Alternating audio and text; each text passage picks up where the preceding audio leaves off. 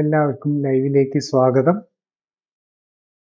ഇന്ന് നമ്മളുടെ വിഷയം എക്സീമ, വിറ്റിലിഗോ, സോറിയാസിസ്, ത്വക്ക് രോഗങ്ങൾ എന്നുള്ളതാണ്. എങ്ങനെയാണ് മരുന്ന് കൂടാതെ എങ്ങനെ ഈ രോഗങ്ങളെ ഓവർകം ചെയ്യാം എന്നുള്ളതാണ്. ആദ്യമായിട്ട് ഡോക്ടർ ജോളിയോട് ചോദിക്കാനുള്ളത്, പല രോഗങ്ങളും ലക്ഷണങ്ങൾ സ്കിന്നിൽ കാണിക്കും. അതേസമയം അത് ത്വക്ക് രോഗം അല്ലതാനും. അതേസമയം ഈ ത്വക്ക് രോഗങ്ങൾ എന്ന് പറയുന്നത് ഏതൊക്കെയാണ് മെയിനായിട്ട് നമ്മൾ കൺസിഡർ ചെയ്യുക? മറ്റ് മേജർ രോഗങ്ങൾ ഉള്ളിലുണ്ടതിൻ്റെ ലക്ഷണങ്ങൾ വരും. അതുപോലെ തന്നെ ത്വക്കിന് മാത്രം വരുന്ന രോഗങ്ങളുമുണ്ട്. നമ്മൾ ബോഡി എന്ന് പറഞ്ഞ ഹോൾ സിസ്റ്റം ആണല്ലോ. ശരിക്കും ഇമ്മ്യൂൺ സിസ്റ്റത്തിൻ്റെ ഒരു ഭാഗമാണ് ത്വക്കെന്നുള്ളത്. അതിനൊരു എക്സ്ക്രീറ്ററി ഫങ്ഷൻ, അതായത് വേസ്റ്റിനെ പുറത്തേക്ക് കളയുക, നമ്മൾ വേർപ്പിൽ കൂടെ വേസ്റ്റിനെ പുറത്തേക്ക് കളയുക എന്നുള്ളതും കൂടെയാണ് ഇതിൽ വരുന്നത്. അപ്പോൾ പലപ്പോഴും ഒന്നെങ്കിൽ നേരെ സ്കിന്നിൽ വന്നിരിക്കുന്ന, ഇപ്പം നമ്മൾ കോണ്ടാക്ട് അലർജി എന്ന് പറഞ്ഞു കഴിഞ്ഞാൽ നമ്മളിപ്പോൾ ചെരുപ്പ് ഇടുവോ അല്ലെങ്കിൽ എന്തെങ്കിലും ഓർണമെൻറ്റ്സ് ഇടുവോ, ഈവൻ ഡ്രസ്സ് നമുക്ക് പറ്റാത്ത എന്തെങ്കിലും ഇട്ട് കഴിഞ്ഞാൽ നമുക്ക് ചൊറിച്ചിൽ വരും, അതിൽ വരുന്ന ലീഷനായിട്ട് വരാം. അത് പുറമേ നിന്നുള്ളത്. ഇതുപോലെ തന്നെ നമ്മൾ ഫുഡ് കഴിച്ചു കഴിഞ്ഞാൽ ഫുഡിന് വരുന്ന അതിനോട് ബോഡി റിയാക്ട് ചെയ്യുമ്പം ചിലപ്പോൾ അത് സ്കിൻ അലർജി ആയിട്ടായിരിക്കും വരുന്നത്, സ്കിന്നിൽ ചൊറിഞ്ഞടിക്കുമായിരിക്കും, അല്ലെങ്കിൽ ചിലപ്പോൾ ശ്വാസമുട്ടലായിട്ടായിരിക്കും വരുന്നത്. അങ്ങനെ പല രീതിയിൽ റിഫ്ലക്റ്റ് ചെയ്ത് വരാം. അപ്പോൾ നമ്മൾ സ്കിൻ ഡിസീസ് എന്ന് പറയുമ്പോൾ നമ്മൾ ഇൻഫെക്ഷനായിട്ട് വരാം, എന്തെങ്കിലും അണുബാധ പോലെ നമ്മൾ ചില മുറിവ് വന്നിട്ട് അൾസർ വരാം, അല്ലെങ്കിൽ അല്ലാത്ത രീതിയിൽ അണുബാധ വന്നിട്ട് വരാം. പല രീതിയിലുള്ള അണുബാധകൾ വരാം. അത് തന്നെ ബാക്ടീരിയ വരാം, വൈറസ് വരാം, ഫംഗസ് വരാം. അതിനൊക്കെ ഓരോന്നിനും ഓരോ രീതിയിലായിരിക്കും ഓരോന്ന് പ്രസൻറ്റ് ചെയ്യുന്നുള്ളൂ. പിന്നെ അതുകൂടാതെ ഇപ്പോൾ ഡയബറ്റീസ് പേഷ്യൻ്റ് പ്രീ ഡയബറ്റീസിന് മുതലേ സ്കിന്നിൻ്റെ ചില ലക്ഷണങ്ങൾ കാണിക്കും. അപ്പം പ്രത്യേകിച്ചും ഈ എക്കാൻതോസിസ് നൈഗ്രിഗൻസ് എന്ന് പറയും, അതായത് ഈ കഴുത്തിന് ചുറ്റും കക്ഷത്തിൽ ഒക്കെ ഡാർക്കനിങ് വരിക, അതുപോലെ ഈ പാലുണ്ണി, സ്കിൻ ടാക്സ്, സ്കിന്നിങ്ങനെ ചുരുണ്ട് ഇത് വരും, അപ്പം പാലുണ്ണി വരിക. ഇതൊക്കെ പ്രീ ഡയബറ്റീസ് വരുന്നതിൻ്റെ മുമ്പ് വരുന്നതാണ്. അതുപോലെ വൺസ് ഡയബറ്റീസ് ആയി കഴിഞ്ഞ് കഴിഞ്ഞാൽ കാലിൻ്റെ ഒക്കെ ഒരുതരം തടിച്ചു വരുന്നു, ചൊറിഞ്ഞ് തടിച്ച് അല്ലെങ്കിൽ ചുമന്ന ചൊറിച്ചിൽ പോലും ഉണ്ടാവില്ല, നിറവ്യത്യാസം വരും. അതുപോലെ പാച്ചസ് പോലെ ചുമന്നതും കറുത്തതും ഒക്കെ ആയിട്ട് വരും. അത് ചിലർക്ക് കാലയിൽ വരും, ഈവൻ ചിലത് തലയിൽ വലിയ മറുക് പോലെ വരുന്നവരുമുണ്ട്. അതൊക്കെ ഒരു ലെവൽ ഓഫ് ഡയബറ്റീസ് കഴിഞ്ഞ് കഴിയുമ്പോൾ അതിന് ഡയബറ്റിക് ഡെർമോപ്പതി എന്ന് പറയും. അതുപോലെ ലിവർ ഡിസീസ് വരുമ്പം, കിഡ്നി ഡിസീസ് വരുമ്പം, പിന്നെ മൾട്ടിപ്പിൾ അല്ലാത്ത ഓട്ടോ ഇമ്മ്യൂൺ ഡിസീസസ് ഉണ്ട്. ഓട്ടോ ഇമ്മ്യൂൺ ഡിസീസസ് സ്കിന്നിന് മാത്രം വരുന്നതുണ്ട്. അത് ഓട്ടോ ഇമ്മ്യൂണും അലർജിയും ഒക്കെ കൂടെ കമ്പൈൻഡ് ആയിരിക്കും. പലപ്പോഴും പല ഇതിലും ഡിസ്റ്റിങ്ഷൻ തന്നെ പറ്റാതെ വരും. പ്രത്യേകിച്ച് എക്ടോപിക് ഡെർമറ്റൈറ്റിസ്, അല്ലെ നമ്മൾ എക്സീമ എന്ന് പറയുമല്ലോ, അത് അലർജി ഫാക്ടറും ഉണ്ട്, ഓട്ടോ ഇമ്മ്യൂണും ഉണ്ട്. അതുപോലെ തന്നെ സോറിയാസിസ്, അതൊരു ഓട്ടോ ഇമ്മ്യൂൺ ഡിസീസാണ്, അതിനൊരു മെറ്റബോളിക് ഇതുണ്ട്.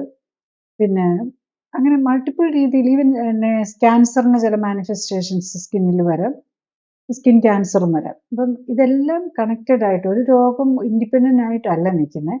പ്രത്യേകിച്ച് മിക്കവാറും രോഗങ്ങൾക്കെല്ലാം തന്നെ സ്കിന്നിൽ അതിൻ്റെ മാനിഫെസ്റ്റേഷൻ വരാം. ഈവൻ സിമ്പിൾ മീസിൽസ് അല്ലെങ്കിൽ ഒരു വൈറൽ ഇൻഫെക്ഷൻ വന്നു കഴിഞ്ഞാൽ ചിലപ്പോൾ അതിൻ്റെ കൂടെ ചെറിയ ചുമന്ന തടിച്ചു വരിക, അങ്ങനെയൊക്കെ വരാവുന്നതാണ്. ഈ ഇപ്പം കൂടി വരുന്നതായിട്ട് പറഞ്ഞ് കേൾക്കാറുണ്ട് ഈ സോറിയാസിസ്. അപ്പം ഈ സോറിയാസിസും ഈ തുടക്കത്തിൽ പലർക്കും അത് തിരിച്ചറിയാൻ ബുദ്ധിമുട്ടുണ്ട്. ശരിക്കും സോറിയാസിസ് ആണോ അല്ലയോ എന്ന് അറിയുന്നത് എങ്ങനെയാണ്? സോറിയാസിസ് തന്നെ ശരിക്കും പറഞ്ഞു കഴിഞ്ഞാൽ പല രീതിയിലായിരിക്കും വരുന്നത്. ഇപ്പം സാധാരണ ഒരു കാണുന്നത് എങ്ങനെയാണെന്ന് വെച്ച് കഴിഞ്ഞാൽ, പലപ്പോഴും തലയിൽ ഡാൻഡ്രഫ് പോലെ, അതായത് നമ്മൾ താരൻ എന്ന് പറയുന്നല്ലേ, ഈ താരം തന്നെ കട്ടി വരുന്നത് പോലെ. ഇപ്പം സാധാരണ താരം വന്നാൽ തരിതരാന്നേ ഉണ്ടാവുള്ളൂ, അതൊരു ഒരു ഫംഗൽ ഇൻഫെക്ഷനും ഒക്കെ കൂടെ ആയിട്ടാണ്. അതിൻ്റെ നമുക്ക് റീസൺ കൃത്യമായിട്ട് അറിയില്ല, ഫംഗസും ഒക്കെ കൂടെയാണ്. അതിൻ്റെ കൂടെ അത് കട്ടിപ്പ് വരികയും പിന്നെ വലിയതായിട്ട് പൊളിഞ്ഞു വരുന്ന പോലെ വരുമ്പോഴേക്കും അതൊരു ഏർലി സ്റ്റേജ് സോറിയാസിസ് ആയിട്ട് വേണമെങ്കിൽ എടുക്കാം. പിന്നെ ചിലരുടെ കയ്യിലായിരിക്കും വരുന്നത് ചെറിയ ലീഷൻസ്, ചിലർക്ക് കാലിലായിരിക്കും വരുന്നത്, ചിലർക്ക് അതിൻ്റെ കൂടെ നെയിലിനെയും കൂടെ എഫക്റ്റ് ചെയ്യും, ചിലർക്ക് അതിൻ്റെ കൂടെ ജോയിന്റ് പ്രോബ്ലംസ് വരാം. അതിപ്പം സോറിയാസിസ് ഒത്തിരി കൂടിയിട്ടായിരിക്കണം നിർബന്ധമില്ല ജോയിന്റിന് വരുന്നതും നെയിലിന് വരുന്നതും. അപ്പം ഇതെല്ലാം ഒരേ രോഗത്തിന്റെ, അതായത് നമ്മളുടെ പുറമേ ഉള്ള, അതായത് സ്കിന്നിന്റെ ഭാഗമാണല്ലോ നെയിൽ എന്ന് പറയുന്നത്. അപ്പൊ അതിന്റെ ഒരു പാർട്ടായിട്ട് ഇതൊരു ഓട്ടോഇമ്യൂൺ ഡിസീസ് ആണ് ശരിക്കും പറഞ്ഞാൽ സോറിയാസിസ്. അപ്പൊ മൈൽഡർ ഫോമിന് മൈൽഡ് സിംറ്റംസ് ആയിരിക്കും. അത് ചിലപ്പോൾ സ്കാൽപ്പിലായിരിക്കും വരുന്നത്, ചിലപ്പോൾ ഹോൾ ബോഡി ഒന്നിച്ചായിരിക്കും വരുന്നത്, ചിലപ്പോൾ ഏതെങ്കിലും ഒരു പാർട്ടിലായിരിക്കും വരുന്നത്. അപ്പം ബേസിക്കലി ഏത് രീതിയിൽ പ്രസന്റ് ചെയ്ത് കഴിഞ്ഞാലും നമ്മൾ മനസ്സിലാക്കേണ്ടത് ഇതൊരു ഓട്ടോഇമ്യൂൺ ഡിസീസാണ്. നമ്മുടെ ഇമ്മ്യൂൺ സിസ്റ്റത്തിന് എന്തോ പ്രശ്നം വന്നിട്ടുണ്ട്. സോ ഇമ്മ്യൂൺ സിസ്റ്റത്തിന് റെസ്റ്റ് കൊടുക്കുക എന്നുള്ളതാണ് അതിനകത്ത് ചെയ്യേണ്ടത്. അപ്പം നമ്മൾ ഇമ്മ്യൂൺ സിസ്റ്റത്തിന് റെസ്റ്റ് കൊടുക്കുന്നതിന് പകരം നമ്മൾ സാധാരണ ട്രീറ്റ്മെൻറ്റിൽ എന്താ ചെയ്യുന്നതെന്ന് വെച്ചാൽ ഇമ്മ്യൂൺ സിസ്റ്റത്തെ സപ്രസ് ചെയ്യാനായിട്ട് നോക്കുക. അതായത് ഇമ്മ്യൂൺ സിസ്റ്റത്തിനെ ഒന്ന് മയക്കി കിടത്താനായിട്ട് നോക്കുകയാണ് ചെയ്യുന്നത്. മയക്കി കിടത്താൻ ഇമ്മീഡിയറ്റ് നമ്മളെ ഒരു സിംറ്റമാറ്റിക് റിലീഫിന് ഡെഫിനറ്റ്ലി അത് ആവശ്യമാണ്. പക്ഷെ നമ്മൾ ലോങ് ടേമിൽ നോക്കേണ്ടത് നമ്മളുടെ എവിടെയാണോ നമ്മളുടെ ലൈഫ് സ്റ്റൈൽ, അല്ലെ നമ്മളുടെ ജെനറ്റിക്സുമായിട്ട്, നമ്മളുടെ ജനിതകഘടനയായിട്ട് ചേരാത്ത എന്തൊക്കെയാണോ നമ്മൾ എൻവിറോൺമെന്റ് അല്ലെങ്കിൽ ജീവിതശൈലിയിൽ വരുന്നത് അതിനെ ഒഴിവാക്കാനും കൂടെ നോക്കണം. എന്നാലേ നമുക്കത് ഒരു പെർമനന്റ് ഒരു സൊല്യൂഷൻ ആവുള്ളൂ. ഈ വിറ്റിലിഗോം ഒരു സീരിയസ് ഇഷ്യൂ ആണല്ലോ. അപ്പൊ അങ്ങനെ അത് അങ്ങ് സ്റ്റാർട്ട് ചെയ്താൽ പിന്നെ അതിന്റെ എന്തൊക്കെ ഓപ്ഷൻസ് ആണ് ശരിക്കും ട്രീറ്റ്മെന്റ് വൈസ് വിറ്റിലിഗോന്ന് ഉള്ളത്? വിറ്റിലിഗോ ബേസിക്കലി ഒരു ഓട്ടോഇമ്യൂൺ ഡിസീസാണ്. അതായത് അതിൽ നമ്മുടെ ഇപ്പം നമ്മൾ എക്സിമയിലും സോറിയാസിസിലും ഒക്കെ കുറച്ചുകൂടി ഡീപ്പർ സ്കിന്നിനെ എഫക്റ്റ് ചെയ്യുന്നുണ്ട്, കുറച്ചുകൂടി ആഴത്തിലേക്കുള്ള ഡിസീസാണ്. മറ്റേ വിറ്റിലിഗോയിലാണെങ്കിൽ നമ്മളുടെ മെലനോസൈറ്റ് എന്ന് പറയുന്ന ഒരു തരം സെല്ല് നമ്മളുടെ സ്കിന്നിന് കളർ ഉണ്ടാക്കുന്ന മെലാനിൻ എന്ന് പറയുന്ന പിഗ്മെന്റ് ആണ് നമ്മുടെ സ്കിന്നിനൊക്കെ കളർ വരുത്തുന്നത്. ഇപ്പം നമ്മുടെ സായിപ്പിന്റെ സ്കിന്നിനാണ് മെലാനിൻ കുറവായിരിക്കും, നമ്മുടെ ഇന്ത്യൻസിന്റെ സ്കിന്നിന് കുറച്ചും കൂടി കൂടുതലായിരിക്കും. പിന്നെ ആ മെലാനിന്റെ അളവ് അല്ലെ മെലനോസൈറ്റിന്റെ അളവ് കൂടുന്നതനുസരിച്ച് മോർ ഡാർക്കർ സ്കിൻ ആവും. ഈ മെലനോസൈറ്റ് എന്താ ചെയ്യുന്നത്, അല്ലെ മെലാനിൻ എന്താ ചെയ്യുന്നത്, നമുക്ക് അൾട്രാവയലറ്റ് റേസിൽ നിന്ന് പ്രൊട്ടക്ഷൻ കിട്ടുകയാണ് ചെയ്യുന്നത്. അപ്പം അതിനൊരു പ്രൊട്ടക്റ്റീവ് ഇഫക്റ്റ് ഉണ്ട്. പക്ഷെ നമുക്ക് അസുഖം വരുമ്പോൾ, വിറ്റിലിഗോ വരുമ്പോൾ ആ സെല്ലിനെ തിരിഞ്ഞു പിടിച്ച് ചെയ്യുകയാണ്. അപ്പോൾ പലപ്പോഴും മറ്റുള്ള സോറിയാസിസിന്റെ എക്സിമയുടെ അത്രയും ഡിസ്കംഫർട്ട് ഇത് വരുന്നില്ല. ഇതൊരു എസ്തറ്റിക് പ്രോബ്ലം ആയിട്ട് മാത്രമാണ് ആൾക്കാർ കാണുന്നത്. പക്ഷെ കുറച്ച് കൂടി കഴിഞ്ഞ് കഴിഞ്ഞാൽ ഹോൾ ബോഡിയൊക്കെ എഫക്റ്റ് ചെയ്ത് വരാൻ ചിലപ്പം. അപ്പോൾ അങ്ങനെയുള്ളവർക്ക് സൺലൈറ്റ് കൊള്ളുന്നതൊക്കെ വലിയ ബുദ്ധിമുട്ടായിരിക്കും. ഇവൻ ഇത് കൂടി വന്ന് നമ്മുടെ കണ്ണിന്റെ ഇതിലേക്കൊക്കെ കയറി വരാം. അങ്ങനെയൊക്കെ വരുമ്പോൾ സൂര്യപ്രകാശം അടിക്കുന്നത് അങ്ങനത്തേലൊക്കെ ബുദ്ധിമുട്ടുകൾ വരാം. പിന്നെ ഇതിലെല്ലാം ഉപരിയായിട്ട് പ്രോബ്ലം നമ്മൾ മനസ്സിലാക്കേണ്ട വീട്ടിലേക്കൂടെ നമ്മൾ ബേസിക്കലി ഉള്ളിലൊക്കെ ആയിരിക്കും പലപ്പോഴും വരുമ്പോൾ അതൊരു എസ്തറ്റിക്സ് വരുന്നില്ലല്ലോ. അപ്പോൾ അതുകൊണ്ട് നമ്മൾ ഇഗ്നോർ ചെയ്യും. മുഖത്തേക്കോ കയ്യിലോ കാലിലൊക്കെ വരുന്ന പുറമേ ആൾക്കാർ കാണുമ്പോൾ വരുന്നവർക്ക് മാത്രമേ എല്ലാവരും അതിനെ സീരിയസ് ആയിട്ട് കാണാൻ ഒരു ട്രീറ്റ്മെന്റിലേക്ക് പോവുള്ളൂ. ഇപ്പം പ്രൈവറ്റ് പാർട്സിലൊക്കെ വന്നു കഴിഞ്ഞാൽ ആരും മിണ്ടാതിരിക്കാനാണ് നോക്കുന്നത്. നമ്മളൊരു കാര്യം മനസ്സിലാക്കുന്നത് ഒരു പ്രോഗ്രസീവ് ഡിസീസാണ്. തുടക്കത്തിലെ തന്നെ കണ്ടുപിടിച്ച് നമ്മളത് തുടങ്ങിയാൽ അത് ഈസി ആയിട്ട് പ്രോഗ്രഷൻ തടയാൻ പറ്റും, മിക്കവാറും റിവേഴ്സ് ചെയ്യാനും പറ്റിയെന്നിരിക്കും. അപ്പം അതുകൊണ്ട് ഈവൻ പലപ്പോഴും ഇത് വരുന്നത് പ്രൈവറ്റ് പാർട്സ് അല്ലെ ചിലർക്ക് ചുണ്ടിലും അതിലൊക്കെ വരും. അപ്പം പിന്നെ കുറച്ചും കൂടി സെൻസിറ്റീവ് ആവും എല്ലാവരും. പക്ഷെ ബാക്കിയുള്ള ഭാഗം കക്ഷത്തിൽ ഉള്ളിലുള്ള ഭാഗങ്ങളിലും ഒക്കെ വന്നു കഴിഞ്ഞു കഴിഞ്ഞാൽ ചിലപ്പോൾ കാണാൻ തന്നെ താമസിച്ചിരിക്കും, കണ്ടു കഴിഞ്ഞാൽ തന്നെ മിണ്ടാതിരിക്കും. ആ ഒരു ഇത് വരും. അത് വരാതെ നമ്മൾ തുടങ്ങുമ്പോൾ തന്നെ അത് കണ്ടുപിടിച്ച് അതിൻ്റെ റീസൺ കണ്ടുപിടിക്കണം. പലപ്പോഴും പല ടോക്സിൻസ് ആയിരിക്കും കാരണം. നമ്മൾ ഈ കഴിക്കുന്ന കളർ പ്രിസർവേറ്റീവ്, ഇങ്ങനെ ജങ്ക് ഫുഡെല്ലാം നമ്മൾ കഴിക്കുമല്ലോ, കളറിട്ട് പ്രിസർവേറ്റീവ്സ് ഇട്ട് എല്ലാം. നമുക്കിപ്പം ഫുഡിൻ്റെ കാര്യത്തിൽ ഒരു കൺട്രോളും ഇല്ലാത്തൊരു നില വന്നിരിക്കുകയാണ്. ഈവൻ ഇപ്പം നമ്മളുടെ FSSA തന്നെ പറഞ്ഞിരിക്കുകയാണ്, ഇന്നിപ്പോൾ ന്യൂസിൽ കണ്ടു, നമുക്ക് എല്ലാവർക്കും അറിയാം സ്പൈസസിനകത്ത് പലതരം ഇത് ചേർക്കുമെന്നുള്ളത്. സ്പൈസസ് നമ്മൾ മേടിക്കുന്ന പൊടിയിൽ തന്നെ ഇത്ര അധികം വിഷാംശം വരാമെന്ന് നമുക്ക് തന്നെ സംശയമുണ്ട്. അതുകൊണ്ടാണല്ലോ WHO തന്നെ നമ്മുടെ FSSA പറയുന്നു എല്ലാവരും സ്പൈസസ് ആയിട്ട് മേടിച്ച് ഉപയോഗിക്കുക, പൊടി മേടിക്കരുതെന്ന്. അപ്പം കഴിയുന്നത് അതാണ് ബെറ്റർ എന്നുള്ളത് നമുക്ക് എല്ലാവർക്കും അറിയാവുന്നതാണ്. നമ്മൾ തന്നെ സ്പൈസസ് അത് ക്ലീൻ ചെയ്ത് പൊടിയാക്കി എടുക്കുമ്പോൾ കുറച്ചും കൂടെ നല്ലതാണ്. പക്ഷെ ഇപ്പം അങ്ങനെ പോലുമല്ല. നമ്മൾ പലരും സ്വയം ഫുഡ് ഉണ്ടാക്കി കഴിക്കാതെ ഹോട്ടലിൽ നിന്നുള്ള ഫുഡിലാണ്. അതിൽ പല ഇപ്പം കൊച്ചിയിലെയൊക്കെ കാര്യം കേൾക്കുന്നത് പലതും ഈ ലിക്വിഡ് ഫോമിലുള്ള മസാലകളാണ് ഇപ്പോൾ കിട്ടുന്നത്. ഏത് ഹോട്ടലുകളാണെങ്കിലും അതൊക്കെ തന്നെ യൂസ് ചെയ്യുന്നത്. എല്ലായിടത്തും അങ്ങനെ ആവണമെന്നില്ല.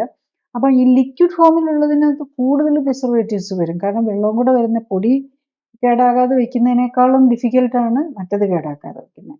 അതും മിക്കവാറും അത് കഴിഞ്ഞ് നമ്മൾ പാഴ്സലായിട്ടൊക്കെ മേടിക്കുമ്പോൾ അതിനകത്ത് ഈ കിട്ടുന്ന പ്ലാസ്റ്റിക് കണ്ടെയ്നർ അല്ലെങ്കിൽ ഫോയിൽ കവേർഡ് പേപ്പർ കണ്ടെയ്നേഴ്സിലൊക്കെ അല്ലേ, അതിനകത്തുനിന്നുള്ള വിഷവും കൂടെ വരിക. അപ്പം നമ്മുടെ ശരീരത്തിലേക്ക് എത്തുന്ന വിഷാംശം കൂടിക്കൊണ്ടിരിക്കുക. അതുകൊണ്ട് ഇപ്പം നമുക്ക് ഈ ഇതുപോലെയുള്ള ഓട്ടോഇമ്മ്യൂൺ ഡിസീസ്, ഈവൻ ഈ വിറ്റിലിഗോ പോലെയുള്ള കാര്യങ്ങളും കൂടിക്കൊണ്ടിരിക്കുകയാണ്.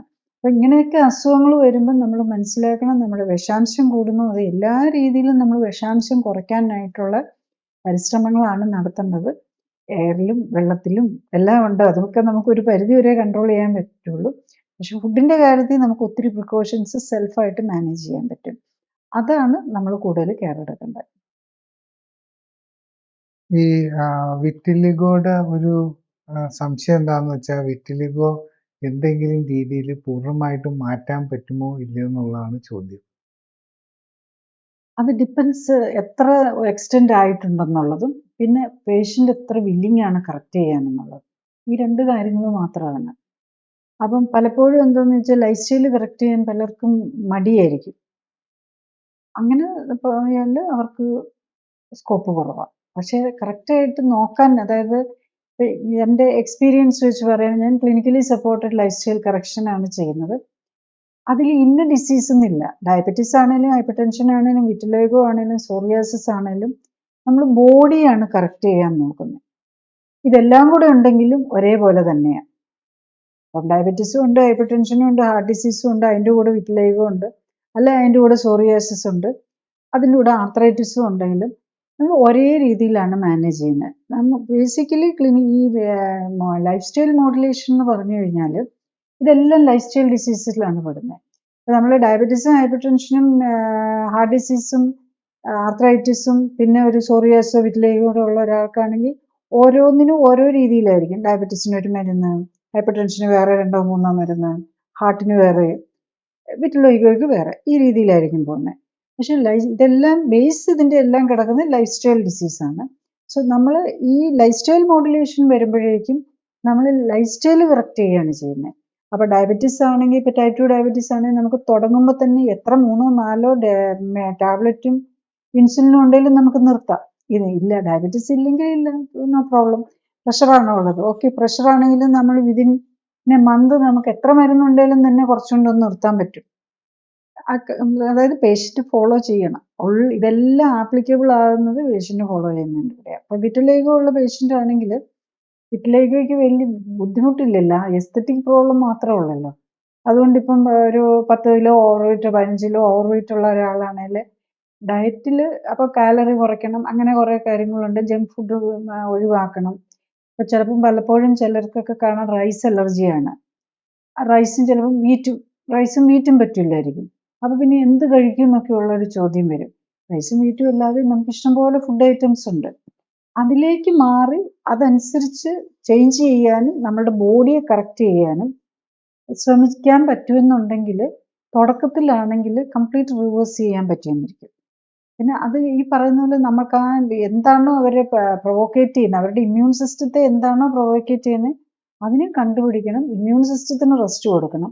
ബേസിക്കലി വിറ്റിലിഗോ പോലെയുള്ള സോറിയാസിസ് ആണെങ്കിലും എക്സിമ ആണെങ്കിലും നമ്മുടെ ഇമ്മ്യൂൺ സിസ്റ്റം നമുക്ക് എഗെയിൻസ്റ്റ് ആയിട്ട് വർക്ക് ചെയ്യുക. അപ്പോൾ ഇമ്മ്യൂൺ സിസ്റ്റത്തിന് നമ്മൾ പറയല്ലേ, ഒരു സൈക്കോസിസ് പോലെ ഇമ്മ്യൂൺ സിസ്റ്റം നമുക്ക് വരുന്ന നമ്മുടെ ബ്രെയിനിനെ എഫക്റ്റ് ചെയ്യുമ്പോഴാണ് നമ്മുടെ ഇമ്മ്യൂൺ സിസ്റ്റത്തിന് ആളെ തിരിച്ചറിയാം. അപ്പോൾ നമുക്ക് മാനസിക രോഗം എന്ന് പറഞ്ഞു കഴിഞ്ഞാൽ അതിൻ്റെ എക്സ്ട്രീം ഫോമിൽ വരുമ്പോൾ നമുക്ക് ആൾക്കാരെ, നമ്മുടെ ബന്ധു ഏതാ, മിത്രം ഏതാ, ശത്രു ഏതാന്ന് തിരിച്ചറിയാൻ പറ്റാതെ വരുമ്പോഴാണല്ലോ ഈ സ്കിസോഫ്രീനിയൊക്കെ പോലുള്ളവർ അവർ അറ്റാക്കിംഗ് ഒക്കെ ആകുന്നത്. ഇത് അതുപോലെ ഒരു സിറ്റുവേഷനാണ് at the level of the immune system. അവർക്ക് നമ്മളുടെ സെൽഫ് ഏതാ നോൺ സെൽഫ് ഏതാ അതാണ് നമ്മൾ ഇമ്മ്യൂൺ സിസ്റ്റത്തിന്റെ സെല്ലുകളെ ആദ്യം പഠിപ്പിക്കുന്നത്. അതിനൊരു തൈമിക് സ്കൂള്, നമുക്ക് തൈമസ് എന്ന് പറഞ്ഞൊരു ഒരു ഇമ്മ്യൂൺ ഗ്ലാൻഡ് ഉണ്ട് ചെസ്റ്റിന്, ഹാർട്ടിന് മുമ്പിൽ ഇരിക്കുന്നത്. അവിടുത്തെ സ്കൂളിൽ പഠിച്ചിട്ടാണ് ഇവർ ഇറങ്ങുന്നത്, ഈ സെല്ലൊക്കെ, ഈ ഇമ്മ്യൂൺ സെൽസ് മെയിനായിട്ടുള്ളവർ. പക്ഷെ അവരുടെ പഠിത്തവും ശരിയായില്ല, അവർക്ക് തിരിച്ചറിയാനുള്ള ശേഷി പോകുന്നു. അത് പലപ്പോഴും എന്താണെന്ന് ചോദിച്ചാൽ, ഒന്നെങ്കിൽ ടോക്സിൻസിന്റെ ഓവറായിട്ട് ടോക്സിൻസ് നമ്മുടെ ബോഡിയിൽ വരുന്നത്, നമ്മൾ ഈ കഴിക്കുന്ന കളറും പ്രിസർവേറ്റീവ്സും, പിന്നെ ആവശ്യത്തിൽ കൂടുതൽ വെള്ളത്തിലും എയറിലും പെർഫ്യൂമും എയർ ഫ്രഷ്നറും അതിലുള്ള എല്ലാ സാധനങ്ങളും ഈ ഇമ്മ്യൂൺ സിസ്റ്റത്തിനാണ് സ്ട്രെസ് ഉണ്ടാക്കുന്നത്. അപ്പൊ ഇത് കാരണം അവർക്ക്, പിന്നെ അതുപോലെ ന്യൂട്രീഷണൽ ഇംബാലൻസും, പലപ്പോഴും ഒത്തിരി പേർ ഓവർ വെയിറ്റ് ഒക്കെ ആയിരിക്കും, പക്ഷെ പല ന്യൂട്രിയന്റും ഡെഫിഷ്യൻ്റ് ആയിരിക്കും. അപ്പൊ ഈ ഒരു ഫങ്ഷനിങ് ശരിയാകാതെ, നമ്മുടെ ആ നോർമൽ ഫങ്ഷനിങ് ശരിയാകാത്തതുകൊണ്ടാണ് ഇതെല്ലാം വരുന്നത്. അപ്പൊ നമ്മൾ ബോഡിയെ കറക്റ്റ് ചെയ്യുമ്പോൾ നാച്ചുറലി ഇമ്മ്യൂൺ സിസ്റ്റവും ഹോർമോൺസും നെർവസ് സിസ്റ്റം ഒക്കെ ഓട്ടോമാറ്റിക്കലി കറക്റ്റ് ആയിക്കോളും. അപ്പം അങ്ങനെ ഒരു എക്സ്ട്രീമിലേക്ക് പോകാതെ കുറച്ച് ഭാഗമൊക്കെ ഉള്ളതാണെങ്കിൽ നമുക്ക് റിക്കവർ ചെയ്ത് തിരിച്ചു കൊണ്ടുവരാൻ പറ്റുന്നതായിരിക്കും. പക്ഷെ നമ്മളൊരു മേജർ പാർട്ടിൽ അങ്ങ് സെൽസ് എല്ലാം പോയെങ്കിൽ അതിനെല്ലാം നമുക്ക് തിരിച്ചു കൊണ്ടുവരാൻ പറ്റിയില്ല എന്നിരിക്കും.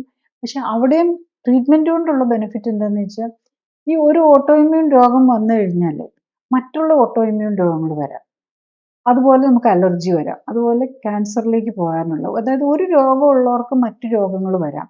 കാരണം നമ്മുടെ ഇമ്മ്യൂൺ സിസ്റ്റത്തിന് ഒരു പ്രോബ്ലം ഉണ്ടെന്നാണ്. ഇമ്മ്യൂൺ സിസ്റ്റം വേണം എല്ലാ അസുഖങ്ങളിൽ നിന്നും നമ്മളെ പ്രൊട്ടക്റ്റ് ചെയ്യാൻ. നമ്മൾ ഡോക്ടറോ അല്ലെങ്കിൽ ഹോസ്പിറ്റലോ നമ്മൾ ഓപ്പറേഷൻ, ഇതൊക്കെ ഇമ്മ്യൂൺ സിസ്റ്റത്തെ സഹായിക്കാൻ മാത്രമേ പറ്റുള്ളൂ. നമ്മൾ ഈ തരുന്ന മരുന്നുകൾ നമുക്ക് സിംറ്റമാറ്റിക് റിലീഫ് അല്ലെങ്കിൽ ഇമ്മ്യൂൺ സിസ്റ്റത്തിന് ഒരു സപ്പോർട്ട്. ഫോർ എക്സാമ്പിൾ, ഇപ്പോൾ ആൻറ്റിബയോട്ടിക്, നമ്മൾ കുറേ ബാക്ടീരിയ അല്ലെ വൈറസ് കയറി, അപ്പോൾ ആൻറ്റിവൈറലോ ആൻറ്റി ബാക്ടീരിയലോ എടുക്കുമ്പം ഇമ്മ്യൂൺ സിസ്റ്റത്തിന് അവരെ നശിപ്പിക്കുന്നതിനൊരു സപ്പോർട്ടാകും. പക്ഷെ അവിടെ നമ്മളൊരു വില കൊടുക്കേണ്ടി വരും. വല്ലോ അലർജിയും വന്നാൽ അതിനോടുള്ള സൈഡ് ഇഫക്റ്റ് വന്നു കഴിഞ്ഞാൽ നമ്മൾ പെട്ടുപോകും. അപ്പം അങ്ങനെയുള്ള ഈവൻ നമുക്കറിയാം വാക്സിൻ നമ്മൾ ഇമ്മ്യൂൺ സിസ്റ്റത്തെ പ്രിപ്പയർ ചെയ്യാനായിട്ട്, അതാ വൈറസ് വരുന്നുണ്ട്, കോവിഡ് വൈറസ് വരാൻ പോകുന്നു, റെഡി ആയിരിക്കാനായിട്ട്. പക്ഷെ അവിടെയും നമുക്ക് ബെനിഫിഷ്യലാണ്, ഡെഫിനറ്റ്ലി അവിടെയും ചിലപ്പോൾ സൈഡ് ഇഫക്ട്സ് കയറി വരാം. അപ്പം ബേസിക്കലി ഇതെല്ലാം ഫൈനലി ഇമ്മ്യൂൺ സിസ്റ്റം വേണം വർക്ക് ചെയ്യാനായിട്ട്. അതിനെ സപ്പോർട്ട് ചെയ്യാൻ മാത്രമാണ് നമുക്ക് മെഡിക്കൽ ഫീൽഡിന്, ഹോസ്പിറ്റലിനും ഡോക്ടേഴ്സിനും ഓപ്പറേഷനും ഒക്കെ പറ്റുള്ളൂ. ആ ഒരു ബേസിക് അണ്ടർസ്റ്റാൻഡിങ് വന്ന് നമ്മൾ നമ്മളെ തന്നെ കറക്റ്റ് ചെയ്യുക, നമ്മളുടെ ബോഡിക്ക് അനുയോജ്യമായ രീതിയിലുള്ള ഭക്ഷണം കഴിച്ച് ജീവിക്കാൻ. ഇപ്പം ഇന്ന് തന്നെ ഒരു പേഷ്യൻ്റ് എന്നോട് ചോദിക്കുകയാണ്, ഞാൻ ഒരു ഡോക്ടറെ അധികം ജങ്ക് ഫുഡൊന്നും കഴിക്കുന്നില്ല, പക്ഷെ ബാക്കിയുള്ളവരൊക്കെ എന്തൊക്കെയാണ് കഴിക്കുന്നത്, എന്നാലും എനിക്കിത് വരുന്നത് എന്തുകൊണ്ടാണ്? നാച്ചുറലി ശരിയാണ്. അപ്പോൾ അദ്ദേഹത്തിന് നമ്മൾ ടെസ്റ്റുകൾ നോക്കിക്കഴിഞ്ഞപ്പം അരിയും പറ്റില്ല, ഗോതമ്പും പറ്റില്ല. അപ്പം ഞാൻ എന്ത് കഴിക്കും എന്നുള്ളതാണ്.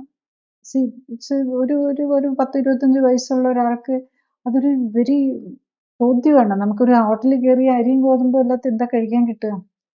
അപ്പം നമ്മൾ അതിനെക്കുറിച്ച് വറി ചെയ്തിട്ട് കാര്യമില്ല. നമുക്ക് പ്രോബ്ലം അവിടെ ഇരിക്കുക. നമുക്കതിനകത്ത് രക്ഷപ്പെടണമെങ്കിൽ അതില്ലാത്ത സാധനം. വേറെ നമ്മൾ ശരിക്കും നമ്മൾ അതല്ലാത്ത രീതിയിൽ ചിന്തിച്ചാൽ നമുക്ക് ഒത്തിരി ഓപ്ഷൻസ് ഉണ്ട്. നമുക്കിപ്പോൾ പുറത്ത് പോകുമ്പോൾ നമുക്ക് ഫ്രൂട്ട്സ് കഴിച്ചുകൂടെ? മലയാളികളാണ് എവിടെ പോയാലും പഴങ്ങളുണ്ടാകും. വാഴപ്പഴങ്ങളില്ലാത്ത, അതാണ് പിന്നെ എത്രയാണേലും അകലേന്ന് വരുന്ന ഫ്രൂട്ടിനേക്കാളും കുറച്ചും കൂടെ സേഫും ആയിരിക്കും. കാരണം അറ്റ്ലീസ്റ്റ് തൊലി പൊളിച്ച് കളയാമല്ലോ. ഈ വാക്സും കെമിക്കലും ഒന്നും അത്രയധികം ഡയറക്റ്റ്ലി അങ്ങോട്ട് കയറുകയില്ല. സോ അപ്പം അങ്ങനെ നമ്മൾ ചിന്തിച്ചെടുത്ത് നമുക്ക് പറ്റാത്ത സാധനത്തിനെ ഒഴിവാക്കാൻ പറ്റണം. സോ നമുക്ക് ഒരു പ്രോബ്ലം ഉണ്ടെങ്കിൽ അത് തന്നെ വേണമെന്ന് പറഞ്ഞാൽ നമുക്ക് അതിനോട് നമ്മുടെ ബോഡി റിയാക്ട് ചെയ്യുവാണെങ്കിൽ അത് പറ്റാതെ വരും. പക്ഷെ പലരും ഉണ്ട്, മിക്കവാറും പേഷ്യൻസ് യൂഷ്വലി ആദ്യം കേൾക്കുമ്പോൾ അവർക്കൊക്കെ ബുദ്ധിമുട്ടായിരിക്കും. പിന്നെ മിക്കവാറും അവർക്ക് അതായിട്ട് അഡ്ജസ്റ്റ് ചെയ്ത് അത് ഒരു ലൈഫ് സ്റ്റൈൽ മോഡുലേറ്റ് ചെയ്യുകയാണ് ചെയ്യുന്നത്. അപ്പം പിന്നെ ഒത്തിരി കുറച്ച് നാൾ കഴിയുമ്പോഴേക്കും ചിലപ്പോൾ ഈ അലർജിന്ന് തന്നെ ഓവർകം ചെയ്യാനും പറ്റും. കാരണം ഈ അലർജിയുടെയും അല്ലെ ഓട്ടോഇമ്യൂൺ ഡിസീസിൻ്റെയും മാക്സിമത്തിൽ ഇരിക്കുമ്പം എന്തിനെ കണ്ടാലും നമ്മുടെ ബോഡി അതിനോട് റിയാക്ട് ചെയ്യുന്ന ഒരു സ്റ്റേജ് ആയിരിക്കും. അപ്പം അതിൽ തന്നെ നമ്മൾ പല ഇൻറ്റസ്റ്റൈനൽ പ്രോബ്ലംസും ലീക്കി ഗട്ട് അങ്ങനെ പല കാര്യങ്ങളും പറയുന്നുണ്ട്. ഒരുപക്ഷെ അതൊക്കെ കറക്റ്റ് ചെയ്ത് കഴിഞ്ഞ് കഴിഞ്ഞാൽ പിന്നെ തിരിച്ച് നമുക്ക് കുഴപ്പമില്ലാതെ പോകാൻ പറ്റാറുണ്ട്. ഈവൻ ഞാനൊരു പേഷ്യൻ്റെ കാര്യം ഓർക്കുന്നു. അദ്ദേഹത്തിന് സോറിയാസ് ആണോ എക്സിമ ആണോ എന്ന് പറയാൻ പറ്റില്ല. ഒരു യങ് മാൻ, അപ്പം ഉണ്ടായപ്പോൾ മുതലേ രോഗമാണ്. അപ്പം അദ്ദേഹത്തിൻ്റെ പേരൻസ് പറയുമായിരുന്നു, ഈവൻ ചെവിക്കകത്ത് പോലും ഈ സോറിയാസിന്റെ ഇതൊക്കെ വന്ന് ക്ലോഗ് ചെയ്തിരിക്കുകയാണ്. ചെവി പോലും ഇല്ല. അത് ജനിച്ചപ്പം മുതൽ തുടങ്ങിയ. അപ്പൊ ഇദ്ദേഹത്തിന്റെ ഇതെടുത്ത് കഴിഞ്ഞിട്ട് കംപ്ലീറ്റ് ക്ലിയർ ചെയ്തു. അത് കഴിഞ്ഞിട്ട് കംപ്ലീറ്റ് എല്ലാം മാറിക്കഴിഞ്ഞപ്പം റൈസിനൊക്കെ അലർജി ആയിരുന്നു. ഇനിഷ്യലി അതൊക്കെ ഒഴിവാക്കി. പിന്നെ പക്ഷേ പതുക്കെ റൈസൊക്കെ കഴിക്കാൻ തുടങ്ങിയിട്ടും കുഴപ്പമില്ല. ഇത് ഹോൾ ബോഡി ഉണ്ടായിരുന്ന ആളാന്ന് ഓർക്കണം. കംപ്ലീറ്റ് സിസ്റ്റത്തെ എഫക്ട് ചെയ്തിരുന്ന, അതും 10-25 വർഷങ്ങൾ അങ്ങനെ കൊണ്ടു നടന്നിട്ട് അതിൽ നിന്ന് ഓവർകം ചെയ്യാൻ പറ്റി. പക്ഷെ ആദ്യമൊക്കെ അദ്ദേഹത്തിനാണെങ്കിലും എന്താ ശരിയാ, നമ്മൾ എന്നും കഴിച്ചുകൊണ്ടിരുന്ന ഫുഡ് അല്ല, ചോറില്ലാതെ അല്ല അപ്പവും പുട്ടും ഒന്നും പറ്റില്ലെങ്കിൽ എങ്ങനെയാന്നൊക്കെ ഉള്ള. ആദ്യം അതെല്ലാം കഴിഞ്ഞ് കംപ്ലീറ്റ് സ്കിൻ ക്ലിയർ ആയി പതുക്കെ റൈസൊക്കെ ഇടയ്ക്ക് അടിച്ചു കഴിച്ചു തുടങ്ങിയിട്ടും കുഴപ്പമില്ല. സോ അങ്ങനെ ഒരു പോസിബിലിറ്റി ഉണ്ടെന്നുള്ളതാണ് നമ്മൾ മനസ്സിലാക്കേണ്ടത്. അപ്പൊ അത്ര റിലേറ്റഡ് ആണ്. നമ്മളുടെ ജീവിതശൈലി രോഗങ്ങളാണ്, ജീവിതശൈലിയിലെ ഒരു മെയിൻ ഘടകമാണ് നമ്മളുടെ ഫുഡ്. അത് നമ്മൾ ക്ലിയർ ആയിട്ട് മനസ്സിലാക്കി കഴിഞ്ഞു കഴിഞ്ഞാൽ നമുക്ക് ഓൾമോസ്റ്റ് 90% രോഗങ്ങളിൽ നിന്നും ഈ ഹോസ്പിറ്റലും മെഡിസിനും ഹോസ്പിറ്റൽ വിസിറ്റും ഡോക്ടേഴ്സ് വിസിറ്റും മരുന്നുകളും എല്ലാം ഒഴിവാക്കാൻ പറ്റുന്നതേ ഉള്ളൂ എന്നുള്ളതാണ്. ഈ എക്സീമ എന്ന് പറയുന്നത് പലപ്പോഴും പറയുന്നത് എന്തെങ്കിലും ഒരു കാര്യമായിരിക്കും അത് ട്രിഗർ ചെയ്യുന്നതെന്ന്. അപ്പം സഡനായിട്ട് അതങ്ങ് വല്ലാതെ കൂടും. ഈ എക്സീമയുടെ ഇങ്ങനെ ഈ ട്രിഗർ ചെയ്യുന്ന ഐറ്റംസ് എന്താണ്? അത് പലർക്കും പലതാണോ? അതെങ്ങനെയാണ്? യെസ്, ഡെഫിനറ്റ്ലി പലർക്കും പലതായിരിക്കും. ഒരാൾക്ക് തന്നെ പല സാഹചര്യത്തിൽ പലതായിരിക്കും. ഇപ്പം എക്സീമ പോലെയുള്ള ഏത് ഓട്ടോഇമ്മ്യൂൺ ഡിസീസ്, ഏത് രോഗവും നമുക്ക് ഒന്ന് ഫുഡ്. നമ്മളിപ്പം ഇപ്പം ഒരാൾക്ക്